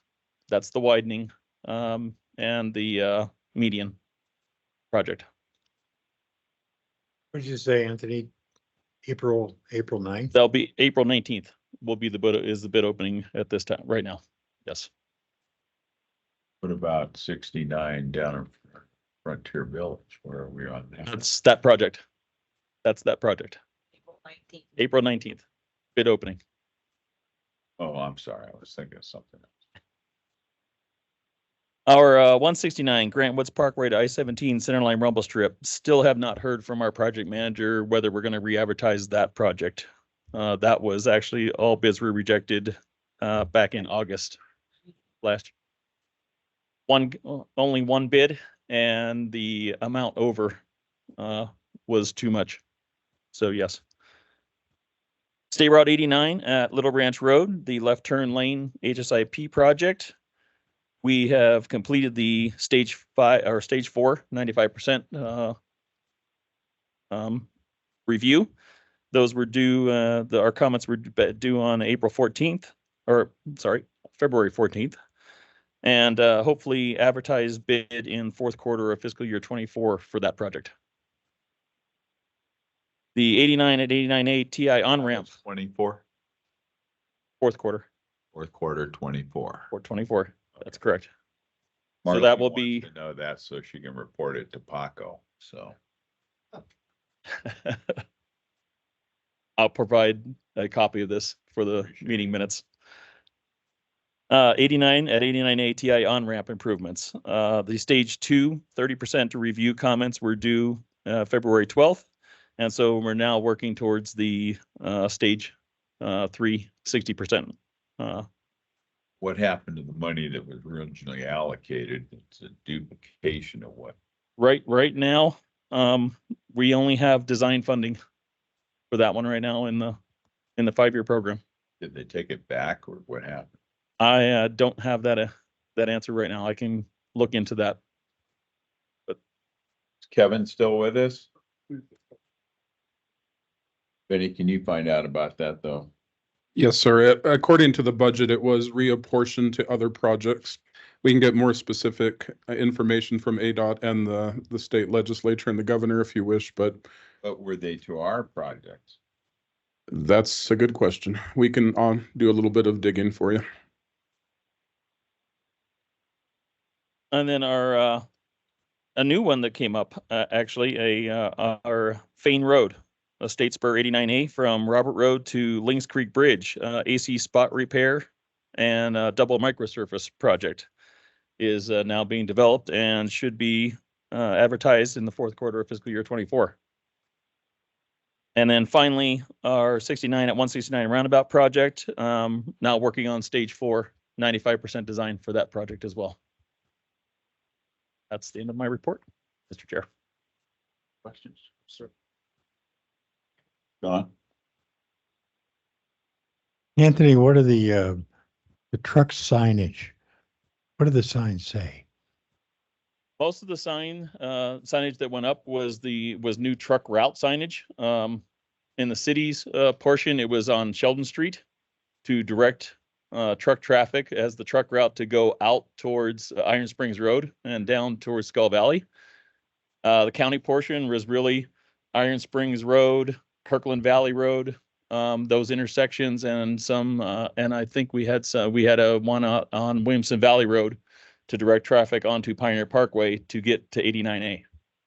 And then our portion will be looking at the signage in our portions there. There's some signage we had down at the exclusion point down at Indian Creek Road and 89. And then coming up from Will Hoyt on that side to get them to stop in Will Hoyt and turn around in Will Hoyt. Well, I know we've had a lot of problems with trucks deciding to use Gurley instead of Sheldon, and then still going down Montezuma. So is there any way that we can actually measure whether these signs are actually going to work? That is a very difficult one, unfortunately, with drivers who will, especially truck drivers who refuse to use the truck driving applications that have the restrictions loaded into those apps, whereas they use the Google Maps apps that don't have that information loaded into them. And we have requested Google Maps put those restrictions in there, but they at this time still do not want to put that kind of information. That's kind of critical, I would say. I'm not crazy about them coming down Williams. Hope is not a problem because of the school and the fire station right there, at the intersection with Iron Springs. But I don't have an answer to fix it either. It's a difficult one because the only other way is to send them down in town, into town, all the way down to Montezuma. I agree. So there's not a lot of alternate routes, unfortunately. Is there anything you can do about signage for possibly their use of Jake brakes and stuff like that on the road? The only ones that we have available that we can put on the state routes are for the use of either noise ordinances or unmuffled exhaust systems, because they are a safety piece of safety equipment on a truck, and they're required by federal have that ability. So we can't restrict the use of a safety equipment. Okay. Anything else? Nothing on I-40? On I-40? We're working on I-40. Okay. Best I could. Question for ADOT. That we should have a performance review on everything that's been paved. Should have a performance clause in the end of it. It's amazing in 1960 the roads were paved by a Barber Green and a manual screed. Now we have electronics and they're rougher today than they were in 1960. We do have smooth specs in our in all of our projects. So 60 was a very. All right. How do you guys feel about, as ADOT as a whole, how about your chances for some increase in funding over last year through this legislature? I don't have any no prediction insight into that whatsoever. Yeah, okay. All right, Andy, thank you very much. You're welcome. Thank you very much. Good. Thanks. Moving to State Transportation Board. Gary, you're up. Thank you, Craig. Well, Anthony already reported on most of the activity and most of the projects that we approved as a board this month on the 16th. So all I can do is just tell you that there has been a change in the location for for March's board meeting. It was scheduled for Florence. It's been moved to Casa Grande. Still on the 15th, of course. It's open for virtual as well as in-person appearances. You can attend either way. It will be at the City Council chambers for the city of Casa Grande. So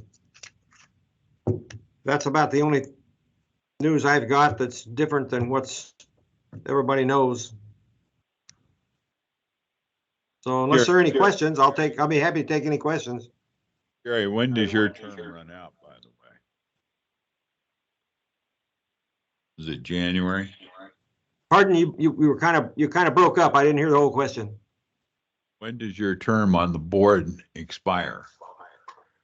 My term officially expired in January. However, I'm allowed to serve until an appointment has been made for my replacement. So far, Board Member Thompson, who's still serving, and he's starting his 8th year. His term expired January a year ago, and they haven't appointed a replacement for him, so he's still serving. I don't know when my term will actually be up. I can resign anytime, but I feel like District 6 needs to be represented, and I'm not going to step down until there's somebody to take my place. I think we all appreciate that. And if they wanted to wait and just, ignore it, the change, I think we'd be well off. So thank you. You bet. All right. Do I have a motion to adjourn? Motion to adjourn. Second. No. Anybody sticks around can stay around. Adjourned.